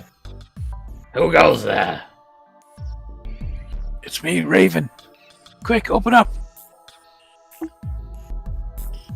I said, who goes there? I know no Raven. Who's on first? Raven's here. Come on. Open this goddamn door. I'll open it, alright. You hear the sound of like a sliding bar, and the door opens, and standing there, flanked by two hellhounds, is a very angry bearded devil. He thrusts his blade forward, and it's about an inch away from your face. Who the hell are you? I'm Raven. What are you doing here? I'm here to pick up a certain adamantine rob.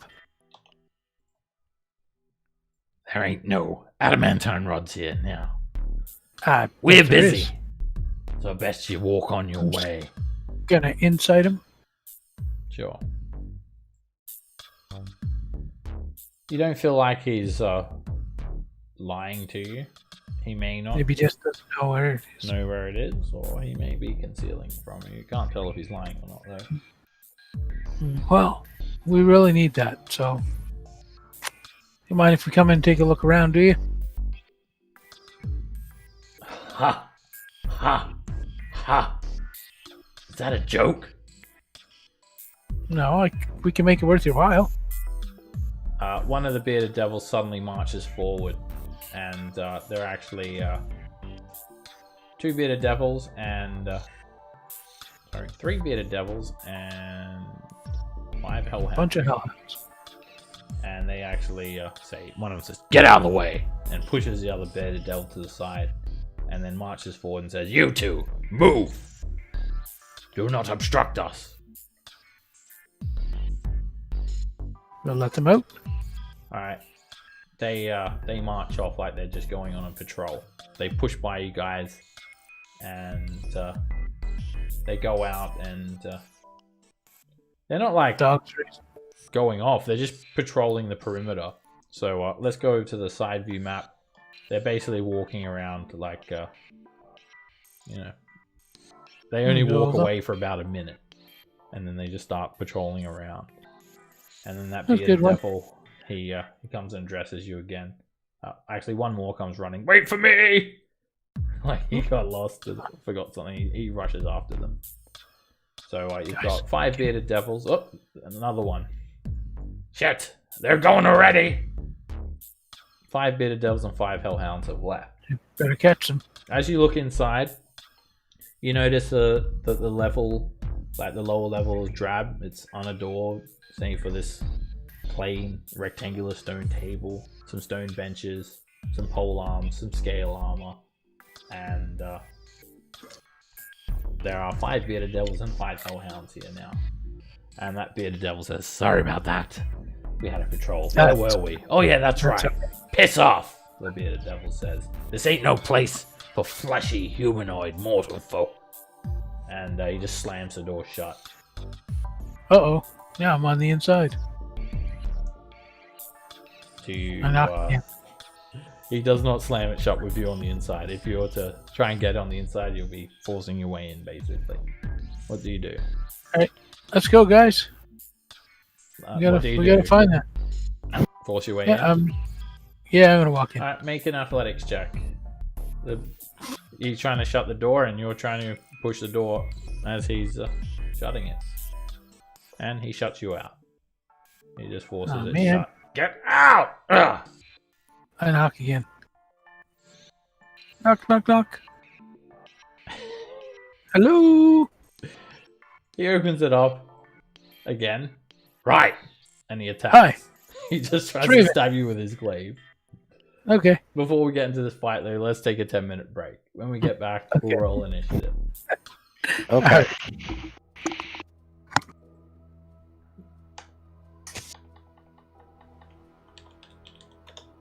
somehow Raven became the leader of this party. I'll see you guys soon.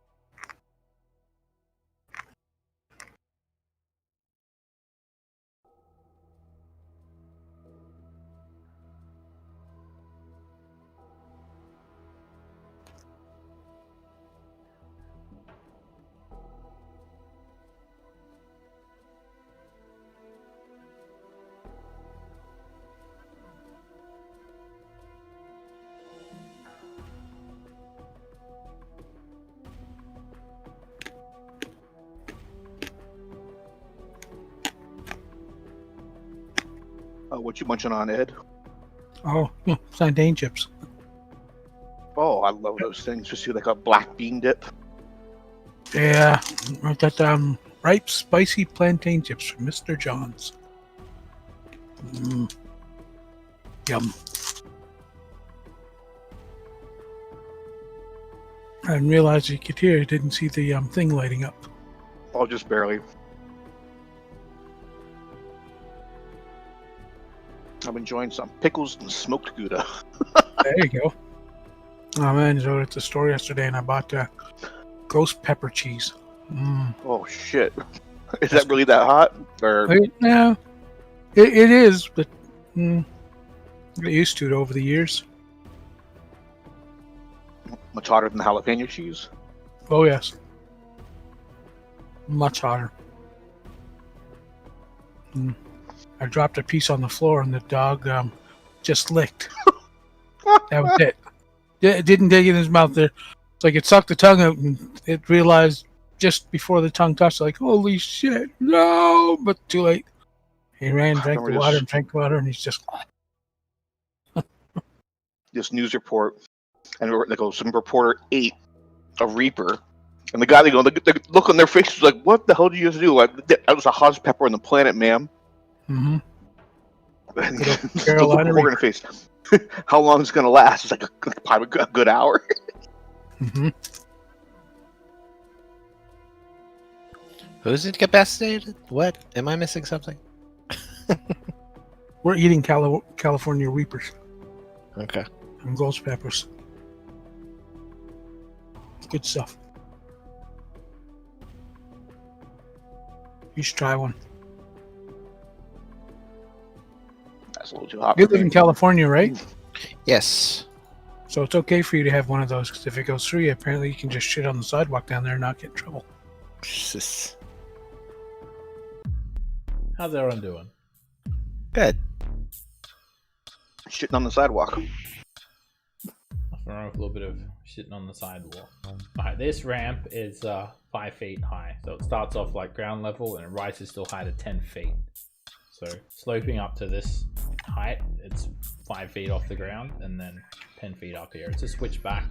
You can climb from like where you are, Gerald, up. Yep. Just count it as difficult terrain. There's only one doorway, and that is here. But then there are arrow slits, pretty much spaced every 7-8 feet, completely. How big and wide are they? Arrow slits. They're about things 4 down here feet generally high bigger than and less than a foot wide. You Okay. can get an arrow through there, and that's about it. All right. And how many enemies were we seeing inside? 5 bearded devils and 5 hellhounds. So yeah, as soon as Ravens knocked on the door again, the bearded devils just opened up the door and tried to stab Raven with a glaive. With the initiative, Adrian, there's a API. It just rolls it for everyone automatically. Oh, So it's I you don't need to manually roll. Alright, so yeah, Gerald, you're up for us. Alright, let's use the Quicken spell Metamagic to cast Greater Invisibility, and then as a bonus action, and then as an action, shoot some Eldritch Blasts. Is my attack now at advantage because I am unseen? Yeah, and he's got just like half cover from there. He's got a reasonably good shot at him. And that hits. Beam, it really rips through that bearded devil. 15 damage. He's got a nice injury on him now. Hit. And slams into his shoulder and he's bloody. And I will end my turn. This bearded devil's opened the door and just started getting destroyed. Raven. Alright.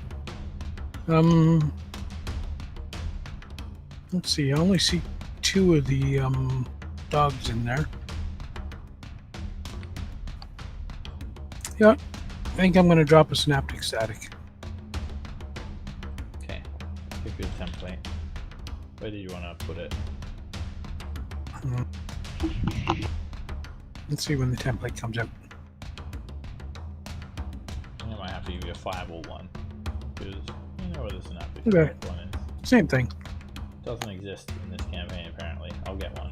But yeah, same area, 20-foot radius. There you go. Looks like I can pretty much cover everybody in there. It's all yours.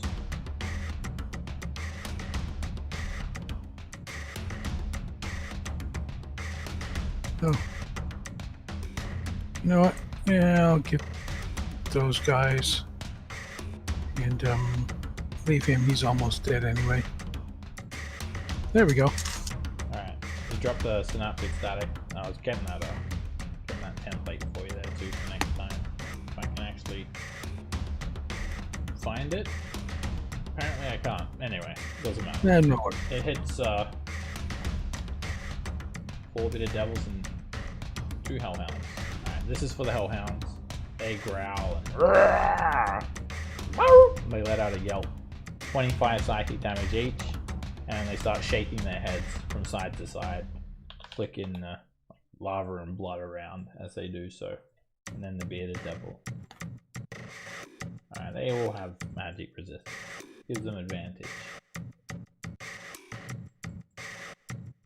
But they're not very smart, and all of them fail, taking the 25 psychic damage as they scream out on that snap in the air. It assaults their minds. Name's Raven. Biatch. I'm gonna move back one. They just kind of call out, "Get him!" I think, yeah, you can stand there, Raven. You're really teetering on the edge of that ledge, though. How far down is the ledge? It's a 10-foot drop from where you're standing. Okay, can I jump down it without damage? No. 10 foot moving? is No. enough to damage you. You know what? I'll take it anyway, just because I don't like fire. Alright. I see Raven cast a spell and there's Geronimo off the edge. You Take it. you take 4 bludgeoning damage and you land prone. Alrighty. Did you want to I'm at stand back up? 69. Or do you want to just stay Yes. prone? No, I will stand back up, Okay, get back up. and that'll end me. Alright, the bearded devils have already reached for their glaives. They get up and they just yell, "Get him!" And one of them rush forward, stumbling to try and fight with his psychic energy, and he does a glaive attack at Halstrom. You've got half cover against this Halstrom. And that's a miss. And he's also got the synaptic static. And then he just kind of struggles, and he's actually just going to kind of step aside and try to get out of that synaptic static. No luck. A hellhound runs forward. Rah! It gets to the doorway, opens its mouth, and a 15-foot cone of fire expands outward from the hellhound's mouth. It bursts out of the door, hitting Halstrom and Zygon. Both you make a dexterity saving throw. And it tilts its head to the side, wafts that fire over you guys. You're both hit for 15 fire damage. Actually, I think Halstrom makes it. Yeah, he gets +5. So yes. Oh yeah, that's right. I forgot about Zygon. 7 Okay. for Halstrom, 15 for Zygon, and the Hellhound then just kind of jovially jumps to the side, and immediately another Hellhound runs up and does exactly the same thing. Make another lot of dex saves. Breathes fire straight over the bearded devil. The bearded devil holds up his glaive and chuckles, "Ah ha ha ha!" basking in the flames. "Feel the power of devils," he says. And this time both of you fail the saving throw and take 19 fire damage. And the Hellhound then lets out a bit of a yap and jumps to the side. Adrian. I will hide from him first. I will go there and take a hide action. You'll need to As- remain snapped to the grid. You won't be able to hide from this guy because he's Yeah, and I will go there okay. using my, I guess, 10 feet of move. Yes. You can hide.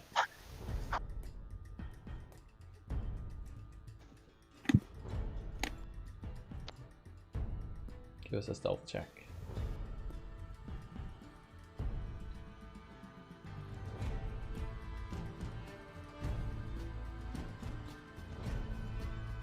Oh, 23. Okay.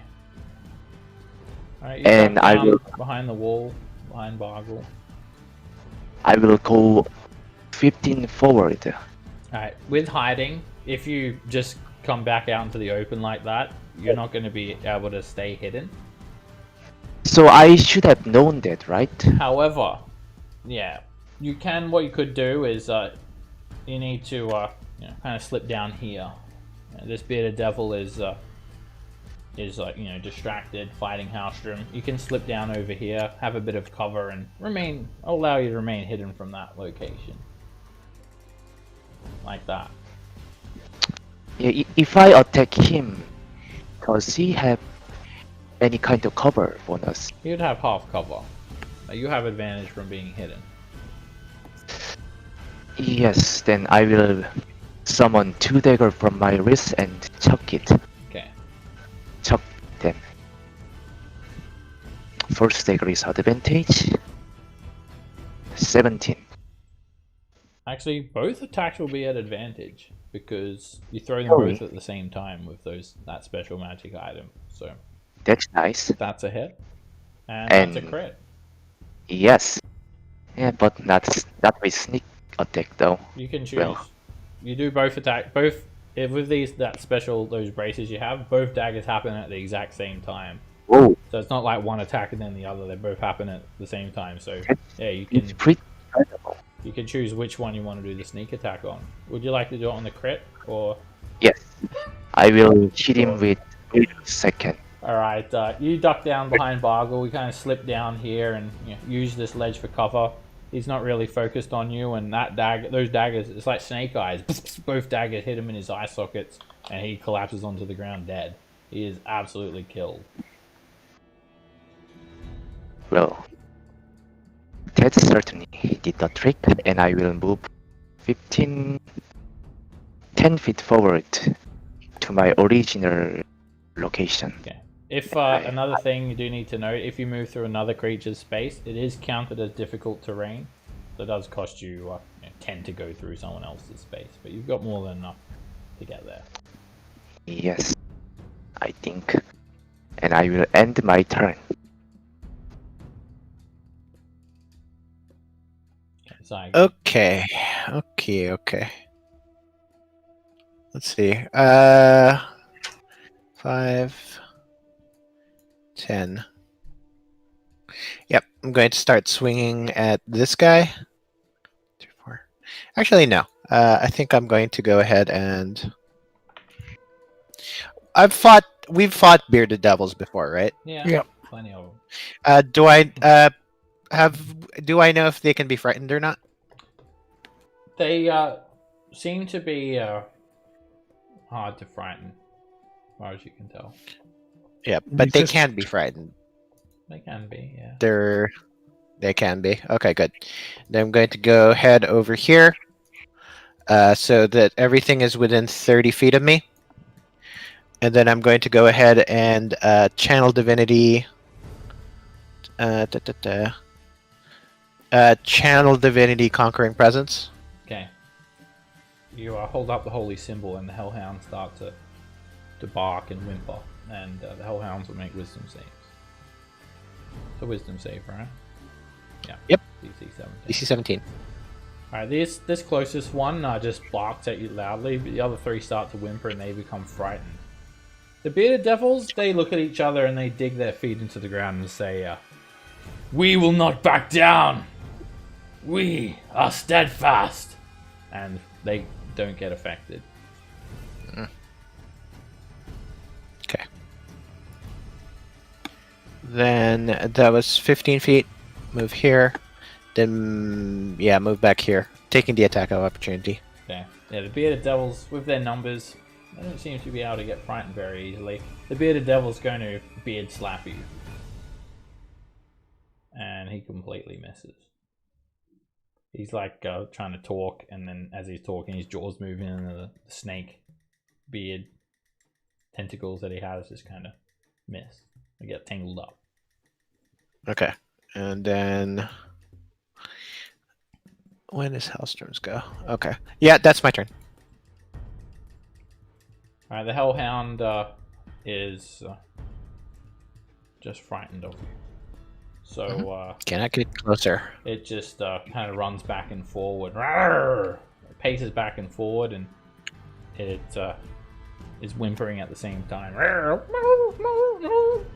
And it's just going to dodge and make its intelligence save and its wisdom save. Alright, it's not frightened anymore. Does the wisdom save take the -1d whatever? Nope. Attack rolls and From ability the- checks. It's an active static. Oh, okay. Okay. And concentration saves. Vargle. 5, 15, 20.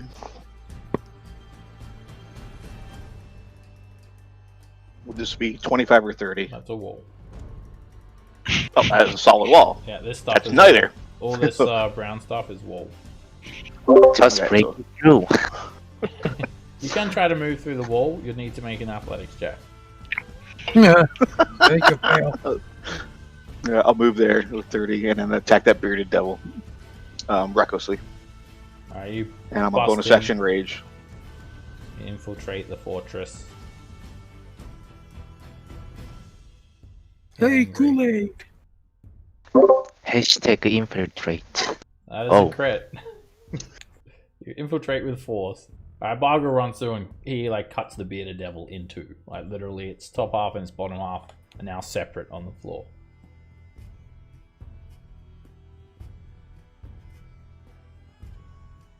Okay, weapon swap, silvered glaive, attack the hellhound north of me.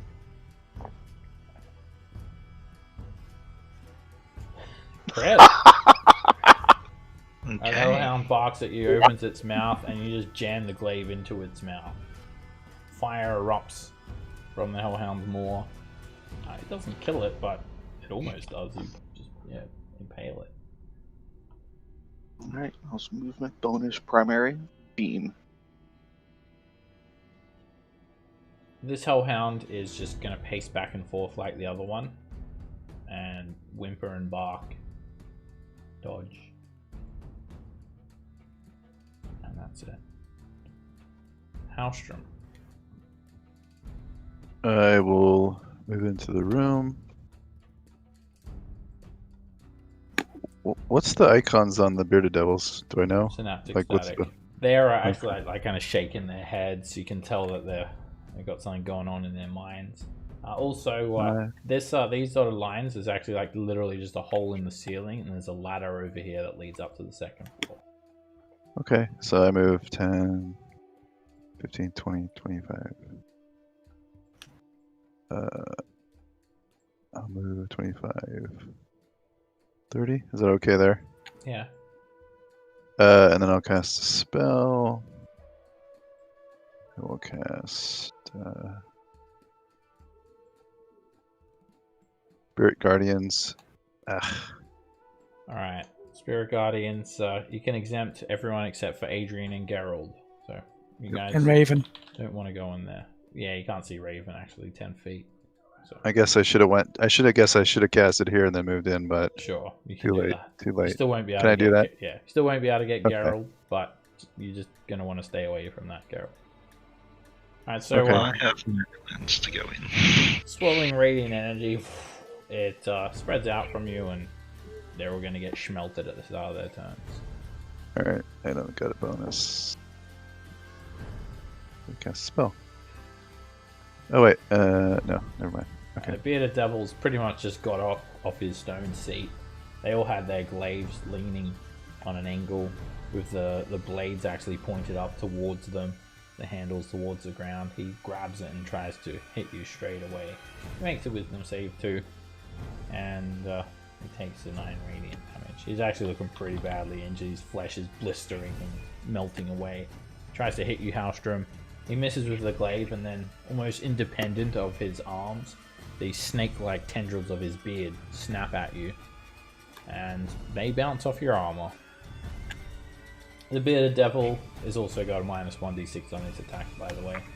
It didn't matter. And then he's going to scream out and actually recover from that at the end of his turn. And this guy's going to make a wisdom save. Takes 8 radiant damage. He's looking pretty hurt. He tries to hit you with his glaive too, Halstrom. He swings and he misses. He pushes through the spirit guardians as they slow him down, and he does a beard attack. One of the beards pierce you, and you need to make a constitution saving throw. Oh, minus the 5, but doesn't matter anyways. Right. Same thing. You have an infernal wound. Same thing as the other devils, the Nikolov. This thing is going to be continuing to hurt you, and you take 5 points of piercing damage now. And oh no, sorry, wrong one. That was poison. So disregard the infernal wound. That's its glaive attack. The beard just poisons you for 1 minute. While you're poisoned, you can't regain hit points. You'll be able to feel that you're sick, and you can feel that your healing magic's not going to work. You can repeat the saving throw at the end of your turn. And this guy's going to repeat his intelligence save while we're repeating stuff. Okay, another bearded devil. Going to make a wisdom save. He fails against your spirit guardians. And he's going to push forward. Jesus. It's enough to make him bloody, at least. And here comes the beard attack. Miss. And then his glaive. He completely misses and just screams out, "Ah! We're under attack!" And then he gets out of the synaptic static. And then one more hellhound. It's actually going to jump up on the table, run into the spirit guardians, get slowed down by it and everything, and takes a 12 radiant damage. The frightened ones, they get a wisdom save at the end of your turn, right, Zygon? Yes. Okay. Alright, he's gonna breath weapon you. After him.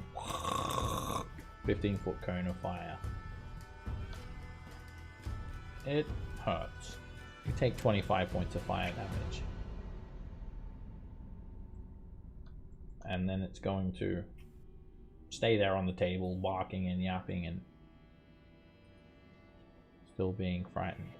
At the start of this round, alright, those of you that are outside, notice, just go over here, that these bearded devils have noticed you guys pushing your way into the fortress. Judging from how far away they are, you'd say you have about a minute before they arrive. So, 10 rounds. Close the door. Okay. So, This hellhound has half cover. yeah. Right. 2 crackling bolts of eldritch energy are going to come flying out of that guy. Everybody in and close the door. Hit. And pff, it's almost dead. And that's a hit. Now when you hit the hellhound the second time, it kind of just explodes. It turns into a black smoke, tufts of fur and ichor, just leaving a black stain on the ground. Alright. If I climb up to here, okay, I can see a little bit more. I'm going to activate the Quicken Spell Metamagic and shoot 2 more Eldritch Bolt Blasts into the room at this closest bearded devil here. Alright, is any of them bloodied? Yeah, they all are. Alright, this closest bearded devil's going to get another 2 Eldritch Blast. Hit. The beam starts to beat him down. And hit. Out of nowhere, another beam crashes into him, bruising his arm, leaving him almost dead. I will end my turn.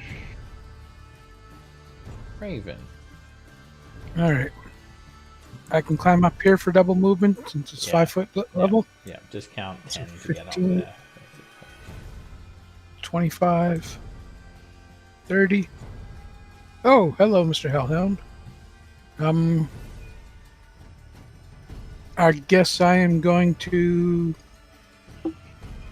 shoot him. Bad doggy. Which one? The one directly south of me. Okay. And I'm going to push him back 10 feet. Hit. Alright, the beam smashes into the Hellhound and slides him along the curvature of the tower. Okay. And then I'm going to hit him and slow him 10 feet. Hit.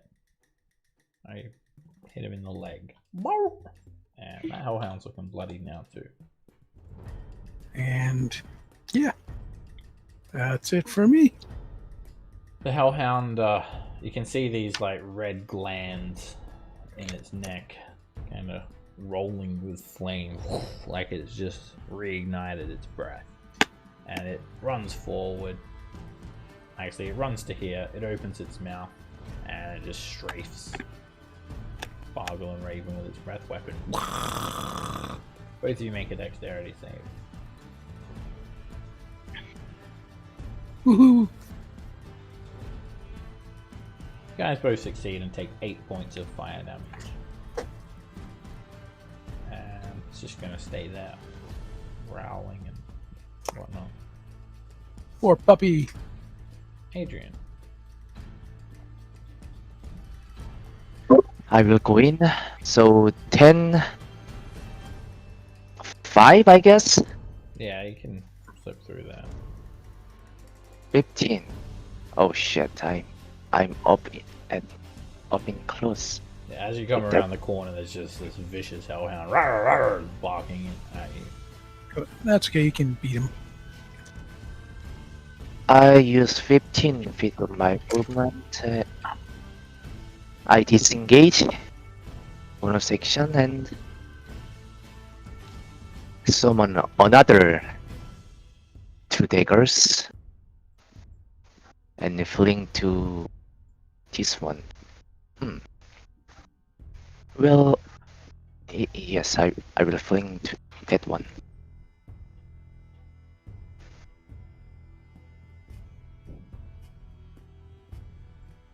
This will be just straight lure. Yeah, 8. you can throw And- them, yeah, both. What? He Wow. is like you literally. I Just mean, cut his he's head dead, off. right? Yeah, the I- daggers. You throw them both Right. at the same time, and they kind of split on an angle, and they actually cut his head clean off of his shoulders. He's absolutely Nice. dead. That will be my turn. So yeah, in case you That's guys are true. wondering what these daggers are, Adrian's got these magical braces and basically pulls a dagger out, throws it, and it creates magical daggers. I mean, honestly, I don't care about the daggers. I care about those dice. Holy cow, those dice are hot. That's what you're saying, basically. Anyway. They are strangely high. I don't want to pay for that later, though. Like it. All right. 5. Sorry. It's like so. You can squeeze through without difficulty. Oh, I can go here. Okay, 5, Sure. 10. Hey, doggy. Just going to go ahead and start swinging at this dog, I guess. First attack. That hits, and it's looking bloody as you crash the warhammer. Yeah, I'm going. Yeah, I'm going to go ahead and channel a smite in that. Just a little love tap for me to you, doggy. Alright, the radiant Get an energy additional 12. creates a hole in the hellhound's side. It's almost dead. Right, and then second swing. That's a hit, and you gonna smite? Yeah, sure. Let's do that. Just finish it off. Alright, you just swing the radiant warhammer straight through the hellhound. It explodes, painting the wall with black fur and soot. Okay, and this is still feared, right? Yeah, there's one that's still scared. Yeah, so 10. And this one too, actually. So 20 feet. Yeah, so I will move there. So that my, what is that? My thingy. My aura of conquest hits them. So, so they 0 cannot speed. move. Yeah. So if a creature is frightened of you, its speed is reduced to 0, and they take psychic damage equal to half my paladin level at the start of their turns. As you stand up over them, they grovel basically. Oh! Yep. Grovel in your All presence. right. So that's like 5 damage at the start of their turn. Plus they can't move. Okay. And this one is not really groveling, and it opens its mouth and it strafes you with its breath weapons. I can make a dexterity save. I'm great at those. And you are. You take 10 fire damage. You Hooray. succeed.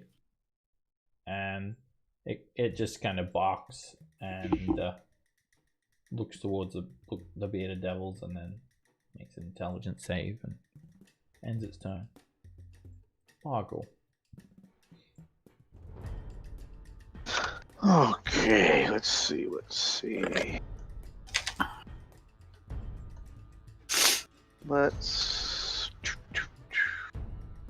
get into the thick of it. And recklessly go after the Hellhound.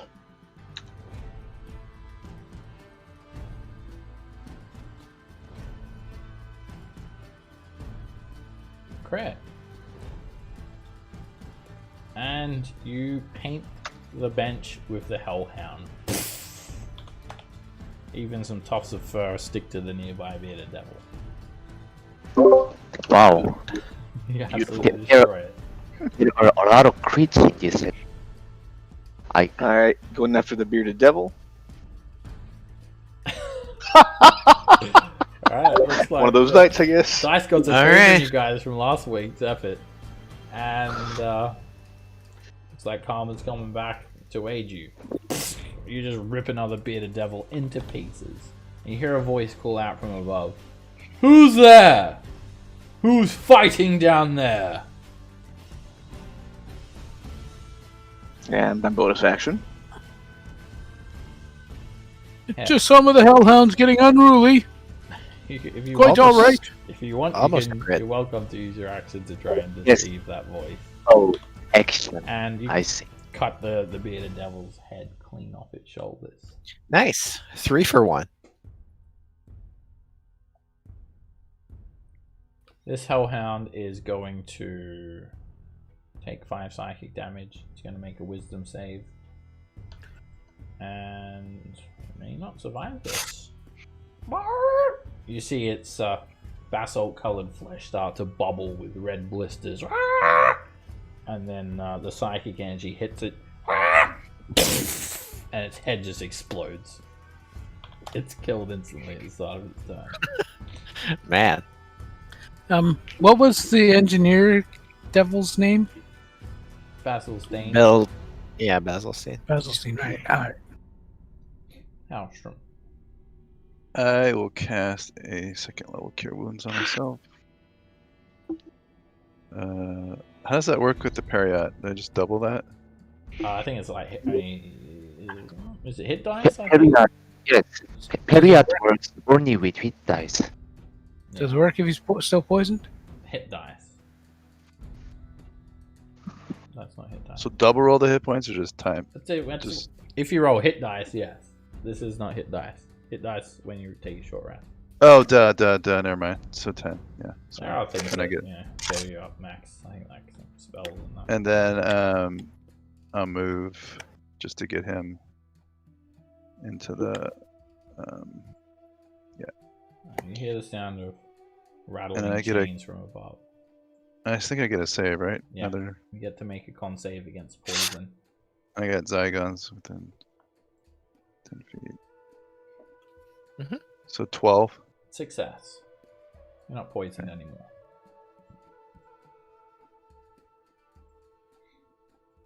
Alright, before your turn, Gerald, yeah. Whoever's upstairs, you guys know last time you're here, there is an Amnesu and a Chain Devil upstairs. And they start to call out, "What's going on?" Gerald, you're up. Shit. Let me do All this. right. I'll let you do it. You need to get in here. Can I? Can I stand in the doorway with two abreast? Is You that can, yeah. I mean, if you want to stand there and attack, you will be squeezing. okay? Yeah. I recommend you get all the way in because I'm going to close and bar the door. Well, I mean, there's a big aura of death right there, so please don't walk anywhere closer to me. I will shout out as Inferno. I will ready in action to Eldritch Blast any enemies that I see Reading coming a to this spell area. is concentration. You will lose your Is it invisibility. concentration? Okay, right, well, I will not do that. You've got a Hellhound here. Oh, wait. Oh, yeah, I didn't see that Hellhound. Yeah, that's going to cover yeah. some Eldritch Blasts. Combat has not ended, right? No. We're I gonna, didn't. Yeah. We'll be staying in initiative. Alright, that hits. This Hellhound thought that it could get away, just kind of blending in here with Saiken. And all of a sudden, bam, bam! The two beams hit it, and it's almost dead. Alright, and I'll end my turn. Oh shit! Someone is Alright, going so to. in this square, upstairs, 10 feet above you all, a voice calls out from down below. "What's going on here? What's that light?" And this creature wants to know what that light is, so it's going to try and figure that out. It was a light to defend myself. I can get rid of it if you want. Spirit Guardians! It's radiant! Basilisk. Yes. Basilisk sent us to get an adamantine rod.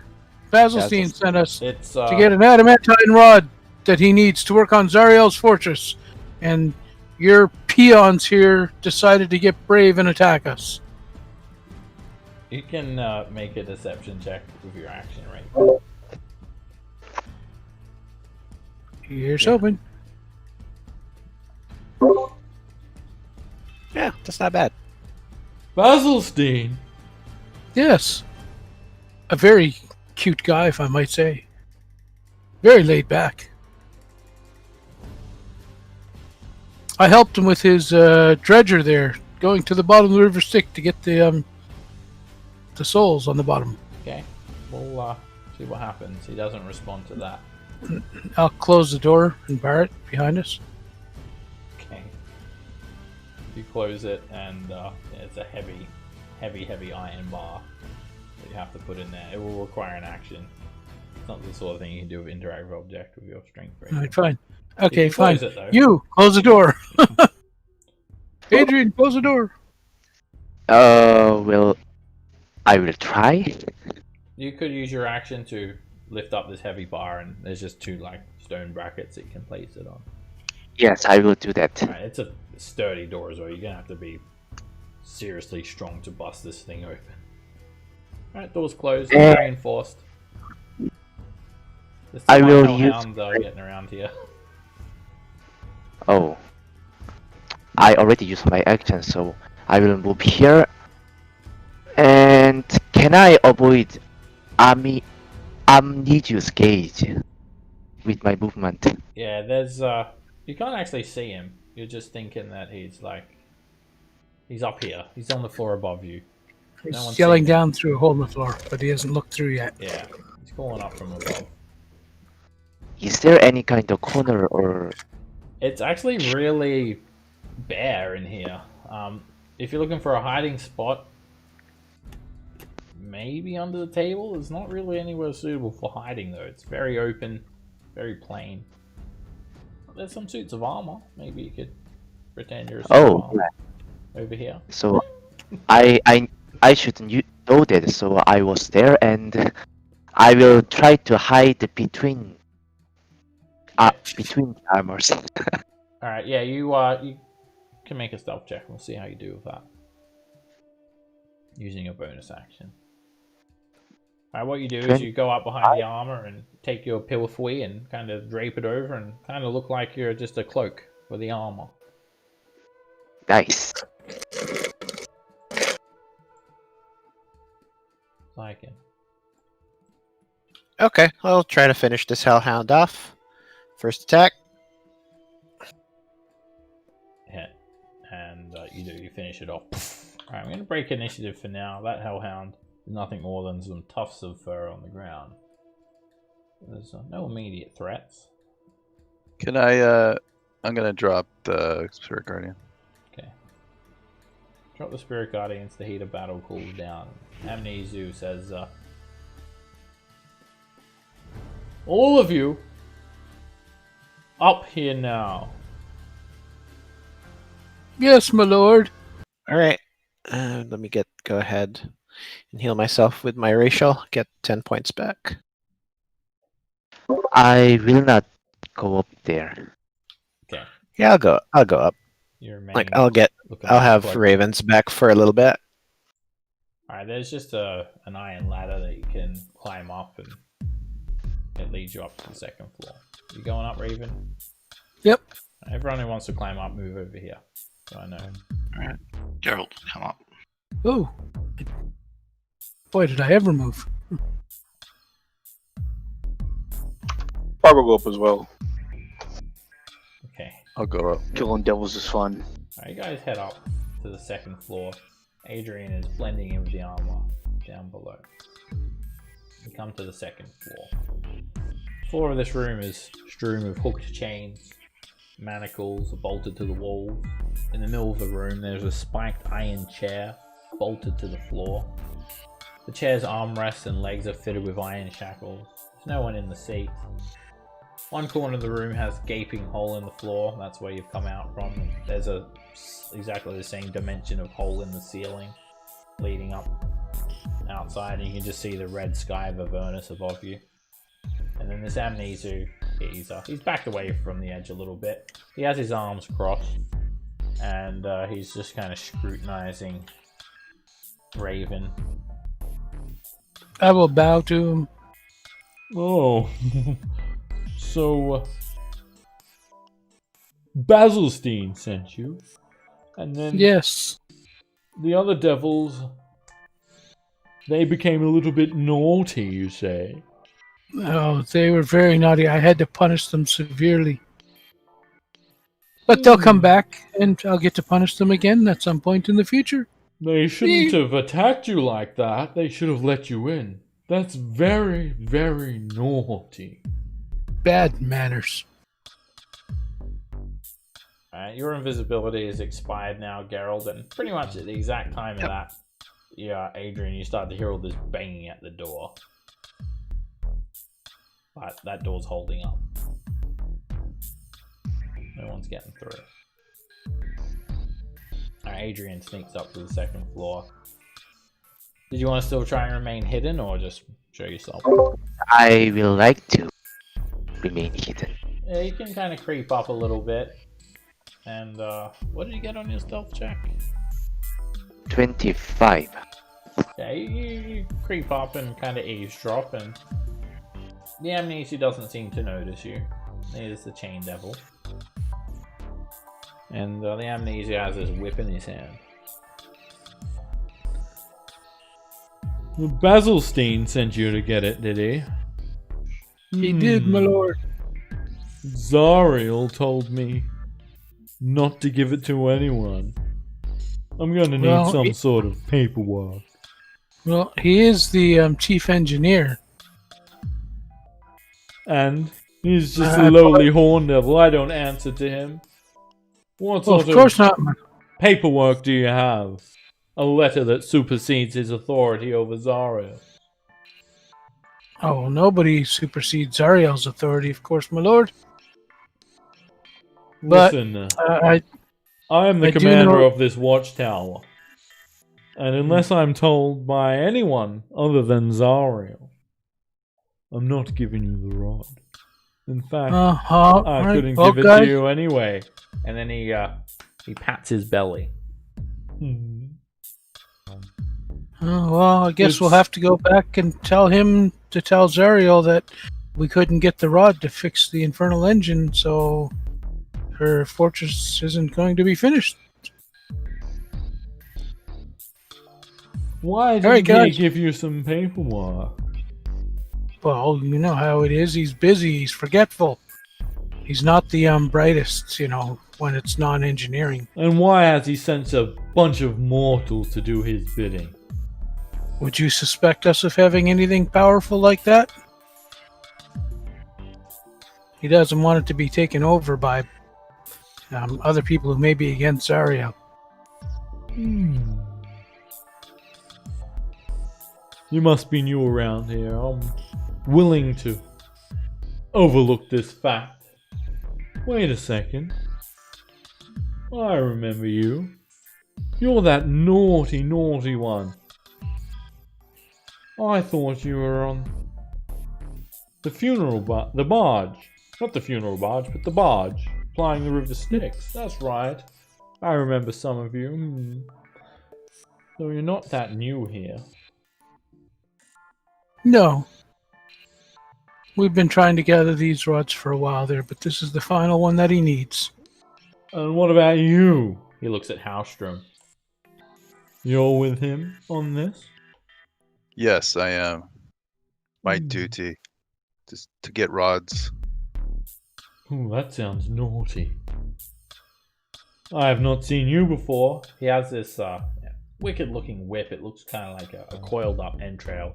It's coiled up in his hand, and he points it towards Gerald. You're not familiar? You No, two are this a is servant of Zariel? Battlefield? yes, this is our first time meeting, I believe. Pleasure to make your acquaintance. I am Geralt. Well, usually I like to make humanoids strip naked and sit in a spiked chair. But if you're Raven's on eyes official kind of light up. business, you're all here on official business, right? And Of course, and later we'll come back on official pleasure. Wink. I'll have you guys make me a group deception check, excluding Adrian. If this went south, I will do something. We should be good, looks like. Who's missing there? Halstrom. Make a deception check, Halstrom. Okay. Like your life depends on it. Can I use guidance, or is that's too mischievous? I guess. Huh? Yeah. No. Yeah, I didn't think so. Yeah, you would see you casting a spell. 15. Unless you could What's the saddle. I didn't guidance. That's on there by accident. So 11, 9, 29, 17. 15. So, yeah, with a group check, 3 of you need to succeed. He looks at you all. Do we get our 5 from Zygon? No. But saving throws. It's an ability check. Hold up. Something doesn't quite sit right with me. We're going to... Are you going to attack him, Adrian? Yeah. Alright, fine. Alright, you will need to be on the ladder. The ladder's over here. Why are you moving a second? Stay still. Alright, you just attack him, and he's surprised. Everyone will be surprised except for Adrian. So initiative. it will be by assassinate, right? You would, yeah, you get that. This just happens out of nowhere. You're hidden. No one has any idea that this is about to happen, so So that will be advantage yeah. with my you'll credit. get a crit. 20. But firstly, we need to roll initiative. You still surprise is still a condition, which means you can't take an attack or a reaction. We still have to go through the turn orders so people get their reaction Yes. back. And I am at 8. Yeah. Wow. Yeah, they will actually not be surprised anymore, unfortunately, Adrian. They beat you in initiative. Chain Devil, he is no Oh, longer that surprised. means I didn't get to attack. Not yet. Zygon surprise, Raven surprise, the Amnesia surprise. So you're up. Because they've had their turn now, they're actually no longer surprised. So unfortunately you won't get your crit, but you still have advantage, and you still get the free attack basically, free round on them. Oh, well. It helps to have high initiative as well as an assassin, but you got low. Unlucky. I understand. If that is the case, because they won't be surprised anymore, I will, as a bonus action, I will hold up my crescent and curse him with biting moonlight. My hexblade curse. Okay, you can curse him and still remain hidden because it's not an attack and it's not a spell, so it doesn't break you out of hiding. And he hasn't really noticed that this, curse has been bestowed upon him. He's still saying, "Wait a second," and there you go. You got a crit. Wow. Well, there you go. You got a crit Wow. anyway. He's just talking, and all of a sudden, this crescent just sticks into the side of his face, and he just kind of starts to tremble, and starts to scream. That's So 33 plus 9 will be 42. alrighty. I believe. 42 or 41? I think 41. 33, 9, 42. 42. Yeah. Alright, yeah, he just has like a dagger sticking out of his cheek. Despite that, he doesn't really look like he's too bothered by it.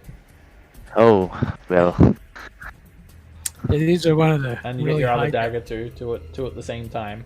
So both of them. No, you no, should- I'm throwing my hexblade, so that won't be counted as throwing dagger out of my magic item. So, Oh, okay. well, Alright, you won't be able to move there. That's a wall. So it's like a 10-foot high ladder that you're on the top of at the moment. then I will climb the red ladder with my movement. Down or up? Up. Okay. You climb up 20 feet. Oh wait. It gets you to the ceiling. It gets you onto the roof. Like you'll be out here. Oh, you mean to loop? I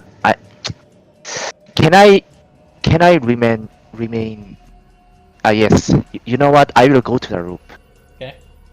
I Okay. think that will work. You climb up to the roof, and I'll leave you on both maps so you can see what's going on. And up on the roof is actually two spine devils, and they look at you and Oh. they kind of turn their heads to the side. Well, that will result it at next turn, I guess. Yeah, they'll join I- initiative I- at the start of next round. They know you're not meant to be there. Gerald, Well, Am I surprised or? you are surprised. Everyone is surprised. Yeah, so we just go back up to the top of the round, right? Everyone is surprised, so you can't take an action or a reaction until you've had your first turn. Alright, this chain devil is going to seal these chains around the chair. He's going to animate them, and they start to surround his arms, legs, and he animates 4 of these chains that have razor sharp hooks on the end of them. And I love that chain devil artwork, so I'll show you guys that again. It's pretty wicked. He just animates chains for his turn. Zygon.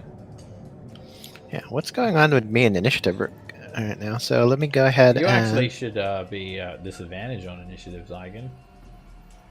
disadvantage or just -3? Disadvantage. Oh, no, that's right. No, so -3. You're right. Yeah, so knock me down to 16, I guess. Okay. I was thinking exhaustion, but it's not exhaustion.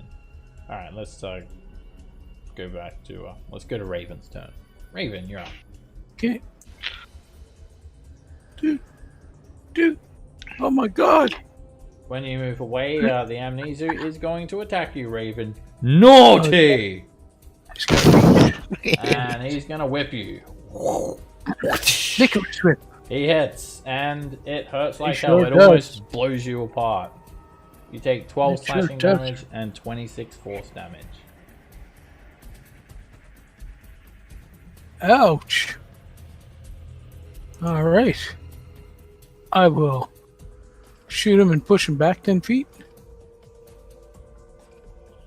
Maybe. Miss. Let's try again. Miss. The beams just bounce off of him. Damn it. Then I will cower. you didn't, he says. Oh, yes, I did. Alright, Adrian. The Spine Devils just sitting on top of the watchtower. They see you, and they take to the air. They fly up to a height of 20 feet. This one does. And it's lined with all these spines on the end of its tail. It flicks spines Well- towards you. Oh, will not they asking any question? Yeah. That's odd. Okay then. What was the question? I mean, that is odd. I just said. Alright, they they know that you're not meant to be up here, so they attack you. And here's the first attack. It hits. When the spine hits you, it explodes. For 6 points of damage. I will use my reaction to let's see where it is. Does it? Alright, you reduce it down to 3. And second attack. So that should be 55 and 13 is miss. And do you speak Infernal, Adrian? Yes. Alright, it just screams at you, back! Back! And ends its turn. Stays 20 feet up. Ah, Like- for fuck's sake. Okay, I'm going to wade my way through the 10, 15, 20. Alright. Yeah, right there. And then I'm going to go ahead and start swinging at the Chain Devil. Actually, first I'm going to use my last... no, I'm actually going to use my 7th level spell slot to create a spiritual weapon targeting the Chain Devil. Alright, the spiritual weapon. It appears and it whacks. And it hits. 11 force damage on the Chain Devil. Alright, and then swing once. And you crit. Oh, hello. Then, oh boy, third Did you level look- smite. Don't Third forget your level- tenants, Zygon. Of voice there. Yes. Yep. Alright, Yeah. 13 bludgeoning damage and 43 points of radiant. You push the Warhammer into the Chain Devil's chest. There's a hole cut straight through him. You can see the other side and the spiked chair beyond, and he staggers, falling onto a knee. And he's very badly injured. Wow, badly injured after third level smite. Alright. Oh, that was my first attack. Right. Okay. Second attack. Hoop. And... That's a miss. I'll put guiding God bless and give him plus 10. Alrighty, you just do some sort of like power move, Zygon, where your arm just stops mid-strike and starts to glow with holy energy, and then it's like you can't even control your arm. It just flies towards the Chain Devil, and you just like push the Radiant Warhammer into its head, and you actually just hold it there until the Chain Devil's head doesn't exist anymore, and a headless corpse collapses onto the ground, as do all of the chains. Ah, well, that was refreshing. Alright, that's my turn. That was naughty, is what that was. The Amnesu steps forward, and he tries to whip you, Zygon. Naughty! And Ouch. he hits you. There's an explosion of force damage as he hits you with tremendous power for 38 points of damage. If only I had a shield +2. He turns his head to it. The Hidden Lord says, if only I had a 10th level paladin. He's saying that at the same time. It turns its head towards Raven and says, You have naughty things on your mind. Let me cleanse that for you. And Giggity. he can make a wisdom saving throw, Raven, as he's in your head. And he speaks to you telepathically as well. Because why not? And... I show him all kinds of images of assless chaps. You block that out. And then he's going to actually turn his attention towards Zygon. And Zygon, you also need to make the wisdom saving throw. You start to see these bright flashes of color appear in your mind, and he has poisoned your mind. You take 31 points of necrotic damage, and you become blinded for 1 round. Well, I'm blinded because I'm also down. You're not sure if you're blinded or not. Yeah, Everything's okay. black. You're at peace, though. You have to try and open your eyes to find out, but you're not able to. Okay. It's fair. I knocked out the chain devil and then I got knocked out. My job is done. It's not even done yet, this thing. And he heads forward and he just tries to grab you on the arm, Gerald. And let me click it again. It didn't work. And you step back and you just see this like purple lightning basically dancing around his fingers, and you thought that probably would not have been very nice if he'd actually grabbed you. Alright, meanwhile, this other spine devil flying up here, it goes up to a height of 20 feet and flicks tail spines down at you, Adrian. Miss. Tail spines explode in midair. Second lot of tail spines. Miss. Damn it. I'm going down, you fuckers.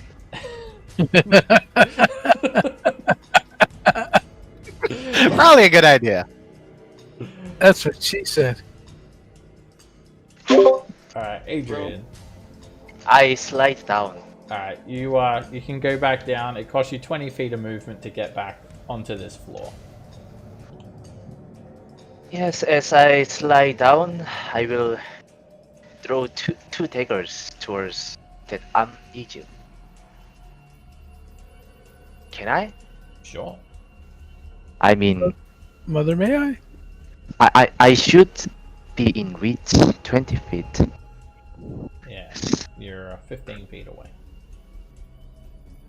He's going to actually do something to you, Adrian. He turns his head towards you as you go to attack him, and his eyes gleam with a purple light. I don't think so. That's very naughty, he says. You don't want to attack me. And as his words speak to you, they reach into your mind, and you need to make a wisdom saving throw. Is this charm effect? Let me check.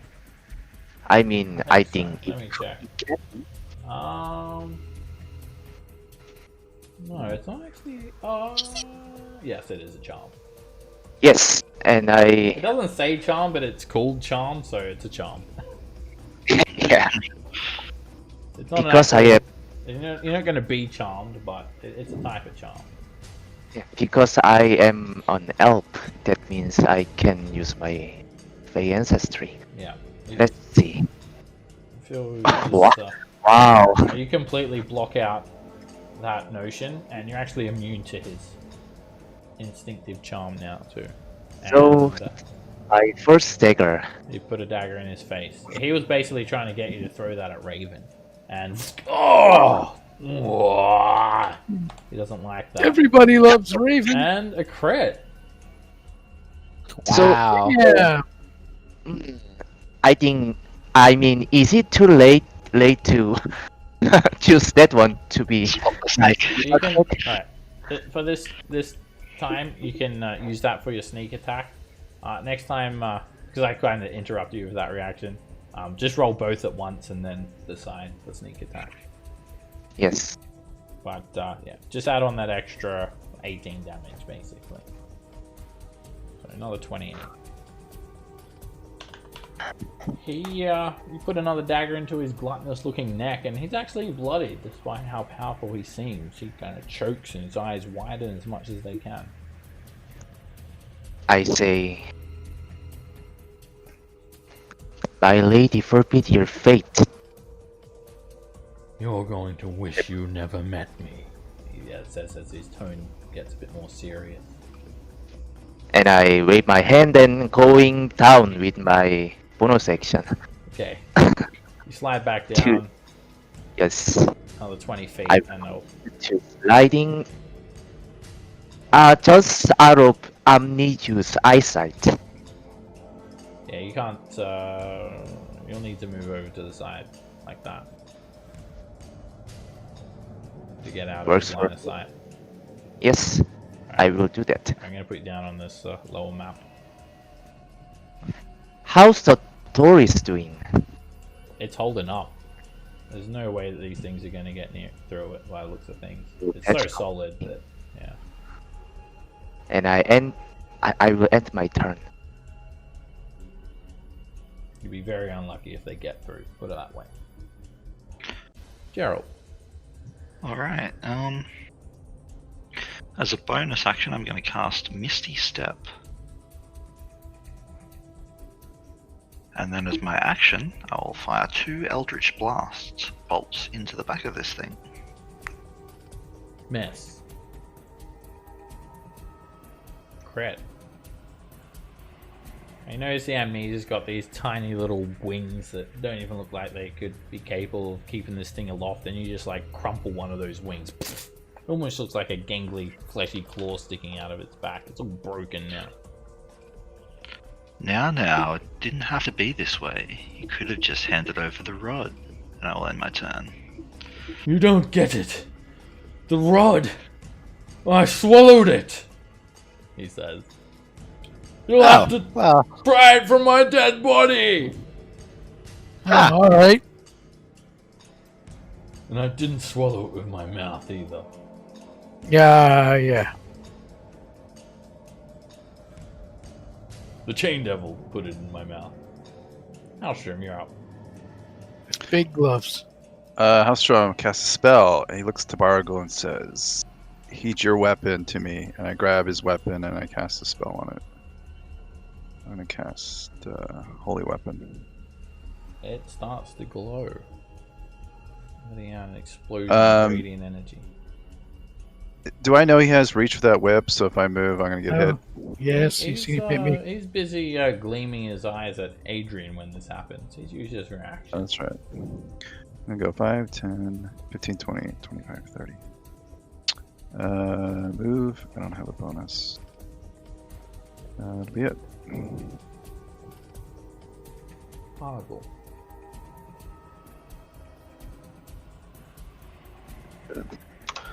Alright, so I step up to him. I guess spit my hands, pick up the great axe. That's like and the come good at him old days. recklessly. Man, remember when we'd fight like 3 of these? I know, right? Yep. That was Alright, in so our let's be future life. reckless. This guy, it would be very difficult if he wasn't outnumbered. And 22 hits him. The flash of radiant light as the axe blade gets through him. 31 points of damage. It can quite hurt. Miss. He actually just catches your arm. I'll do another God's War Blessing. So God's 10. As he catches your arm, suddenly Bible's arm glows and just like basically an invisible force pries off the Amnesia's finger and paralyzes him temporarily. So Bargle gets a free hit. 25 is a hit. And he staggers back. You've just embedded the axe through his chest and there's blood dripping out everywhere. And you can actually start to see the adamantine rod in his gullet. Ooh, grab it. Action surge. Miss. Oh, Miss. He Damn just backhands you. Naughty. melee people, you have advantage now. Right. Well, let me run up and poke him with my toothpick then. Not. Alright, I'm going It's a to... wall. Oh. Ground All right. equals wall. Well, I'm gonna blast him then twice and try to push him back 10 feet. And that is a hit. He moans. And then I'm going to hit him again. Hit. It taps him for 5 damage. He is almost knocked back, sitting down in that spiked chair, but he clings onto the armrest instead. Okay, and then Zygon, stand the frig up, you lazy bastard. You All right. you become conscious, Zygon. Something's wrong. You can't see anything. You're blinded. Oh my god, I need to open my eyes. Opening your All eyes that does sleep not work. encrusted on them. Alright, this spine devil flies straight down here. And he looks to the Amnesu and then looks to you guys, and he's going to just kind of nod at the Can it look at me? I mean, I straight down. It's in line of sight of you. Yeah, since I was a primary target, I think it might come after me, I guess. I am not sure. It does not. It looks at the Amnesia and nods, and then flies out of your vision. And it's going to attack Halstrom. It's going to flick some tail spines at him. Miss. They explode on the back wall. And then more at Halstrom. And they miss. And now this thing's just flying up above the ground. And you get the feeling like the Amnesu's giving it orders, but it's not speaking. Right, Zygon, you can use half your movement speed to stand. All right, I will stand up, and then I'm going to make vague hand signals to the spiritual weapon to start hitting the Amnesu.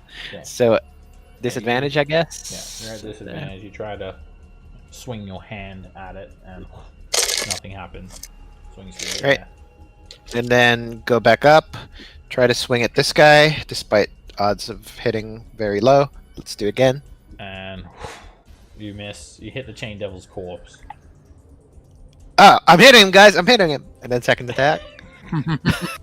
And you hit the Chain Devil's corpse again. He's nearly down. We've got this. I give him advantage though. Doesn't it balance? Oh, that's right. What? Disadvantage. Wait, where are you? I'm Wolf, remember? I'm Wolf aspect. You're there, and Oh no, it's right. He got pushed away. Oh crap, never mind. Yep. Wow. It's Raven's Raven fault. just sort of shrugs it.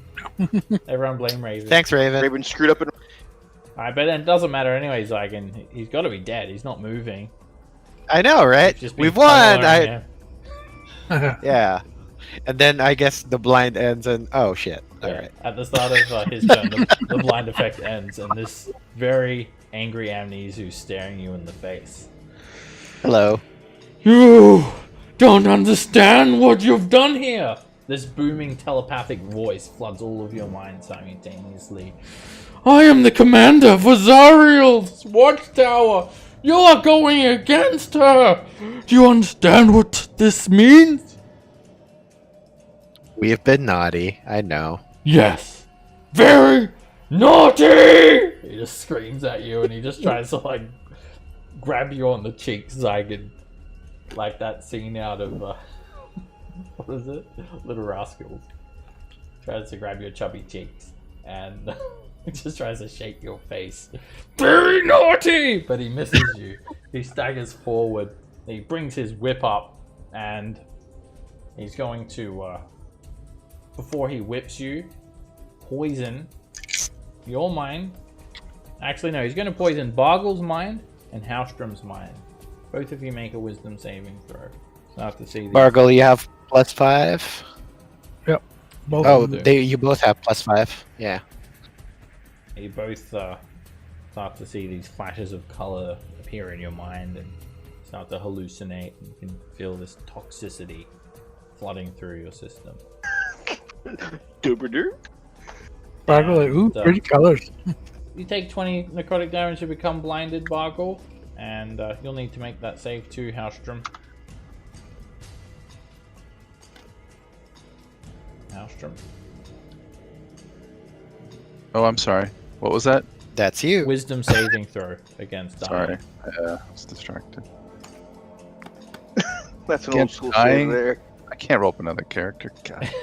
I get- Against having a heavy. Oh, Zygon's up. I get +5. Okay. Yes, you get +5.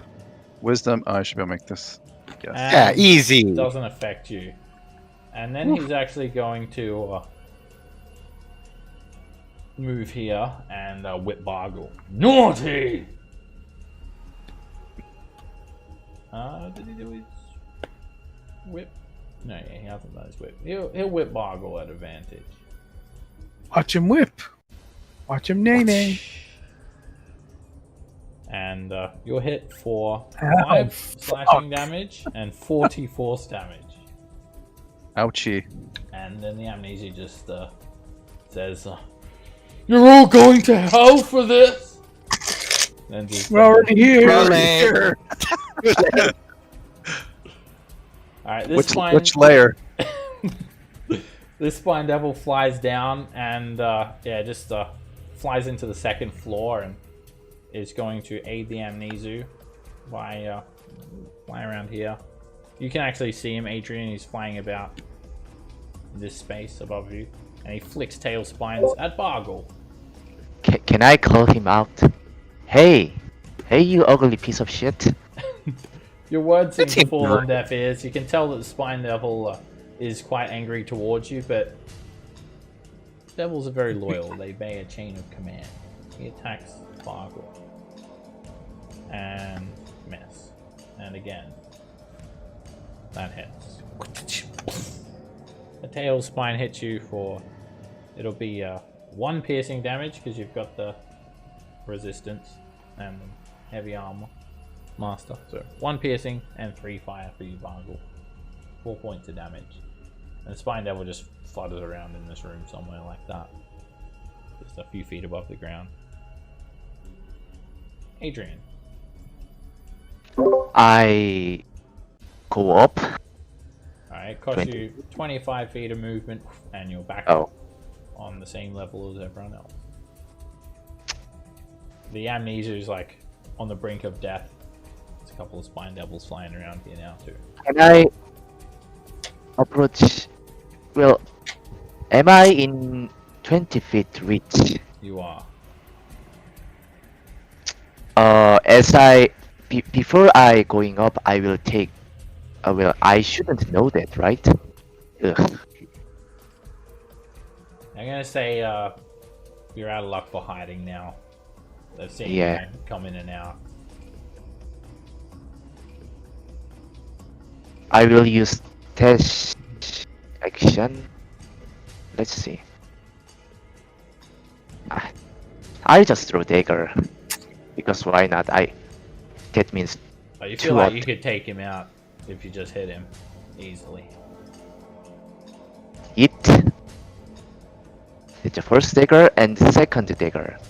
Both daggers. Actually, sorry, only the 23 hits the Amnesu. The 20 just Wow. bounces off of him. And you put a dagger into the center of the Amnesu's head. And when that happens, all hell breaks loose. The Spine Devils start to panic. He's dead! Commander's dead! And they start to become flustered and fly around like crazy, screaming. Like you've broken the chain of command. But we'll stay in initiative for now. Yeah, Amnesia I will is use my dead. bonus action to dash and approach him. Approach it.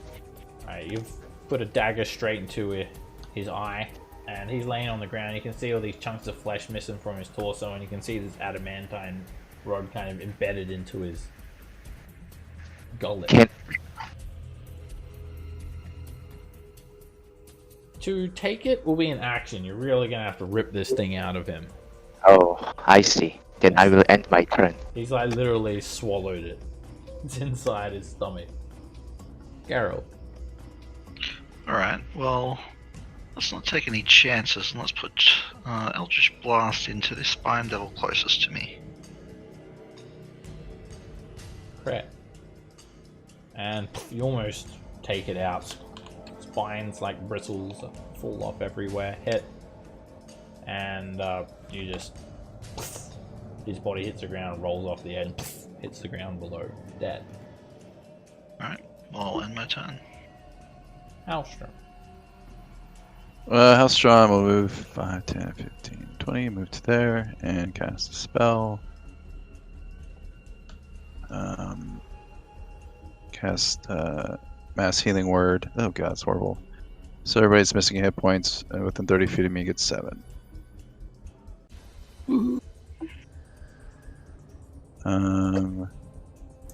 You're useful. I don't know about the elf. I guess I can get that too. Yeah, if you're within 30 feet. I don't know if I have to see you though, but I think no, it's area effect. Bonus sight, action. but you can see everyone. Everyone's in range. 60 So that's feet. everybody, right? Yep. Yeah. Everyone, 7 healing for all. Is there somebody still hiding downstairs being armor? I'm here. No one's I downstairs. just finished it, that one. Oh, okay. He's up Thank you. there. Adrian's here. Yep. Alright, It Barbara, doesn't put you. It doesn't put you over. you're, Though. you're blinded still.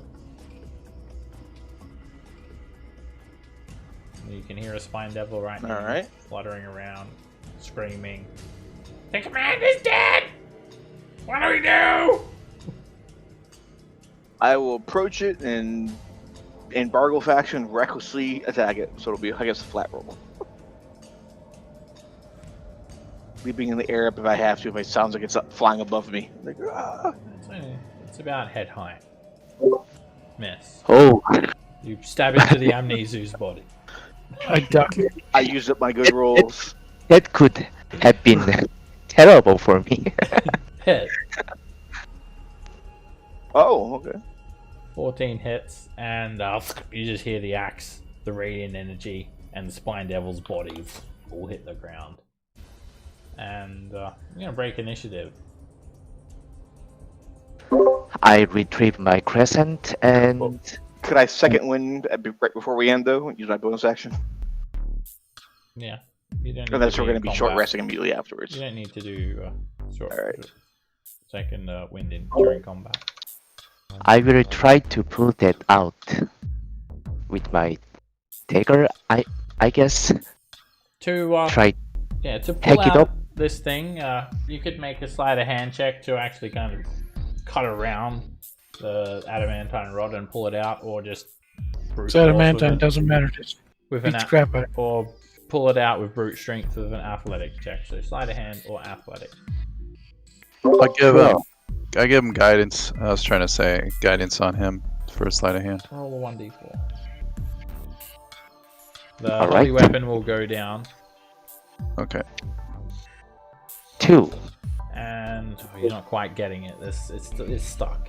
Can I do a medicine check to see what's the best way to remove the object, Bargle's axe. like a surgeon? Sure. Okay. And I'll guidance myself as well. Cutting for the very first time. Where's You guidance? inspect the amnesia's body, and the easiest way to remove it is a To the prison pouch. colonoscopy. All right. Raven volunteers. You gotta go through the rectum. All right. Who's got small hands? I grab Bargle's axe and I go through the Who's rest. got small hands and long arms? Adrian's Yeah. he was pretty good with picking the locks. Hey, earlier. the axe will work. It's a holy weapon right now. I am currently retrenched in its gore, so that won't help much. I'll grab Bargle's axe and cut his ass off and then dig it out. And... Okay. How long is this thing going to be when it's put together? Make an athletics check, Raven. You're going in brute force. I'll guidance you, Raven. Add a D4. You're doing Yay. it. You're committed. You can do it, Raven. So you'll get a 3 instead of a 2. Give us your best yank. And You reach in there, Raven, and there's all sorts of stuff going on in there. You rip out this adamantine rod, and you're now the proud owner of 9 adamantine rods. I look disappointed that there's no snow cone, but how long is this thing gonna be when I put all the pieces together? Do you want to read it out now? You've got all 9 rods. Yeah. The names are glowing. Yeah, I'm gonna read them. Meanwhile, you can hear the hellhounds barking from outside, and Bearded Devil's banging on the door. Let us in here! And then you hear You've all been naughty! and then you If you come in, you'll be punished. you hear the scavenger start up. Uh-oh, taking our rides. We're getting in here! They yell out. Oh, All can right, someone can someone try to act like this piece of meat Throw was? their commander's body over the top. Let them know they're free. Are you climbing up Can there with the someone body? decide- Boggle? Help. Sure, I'll feel on grab whatever Amnesia's done? body, drag it to the side, and go, "Rah!" Just throw it over the side, let it fall down. Alright, Oh man. Boggle Yeah. heads over to the top of the watchtower with the Amnesia's body. While he climbs up there, the Amnesia's body slung over one shoulder, climbing up with his other free hand. You can see Bearded Devils have actually manned your vehicles while the rest are banging on the door. While this is happening, there is something fairly important going on with these adamantine rods that you guys will note. When you put them together, they spell out SOLAR INSIDIATOR LOCK.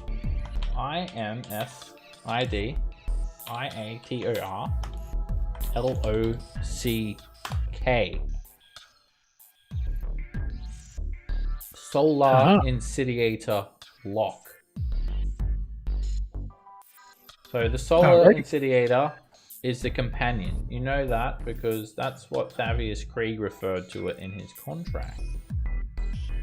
So the word lock suggests that the companion can be locked. There is something inside it.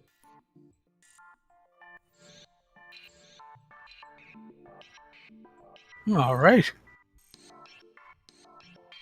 Then you just Well, let's go you lock see it. this flash of color scream down this arrow slit, and it's the Amnesia's body falling.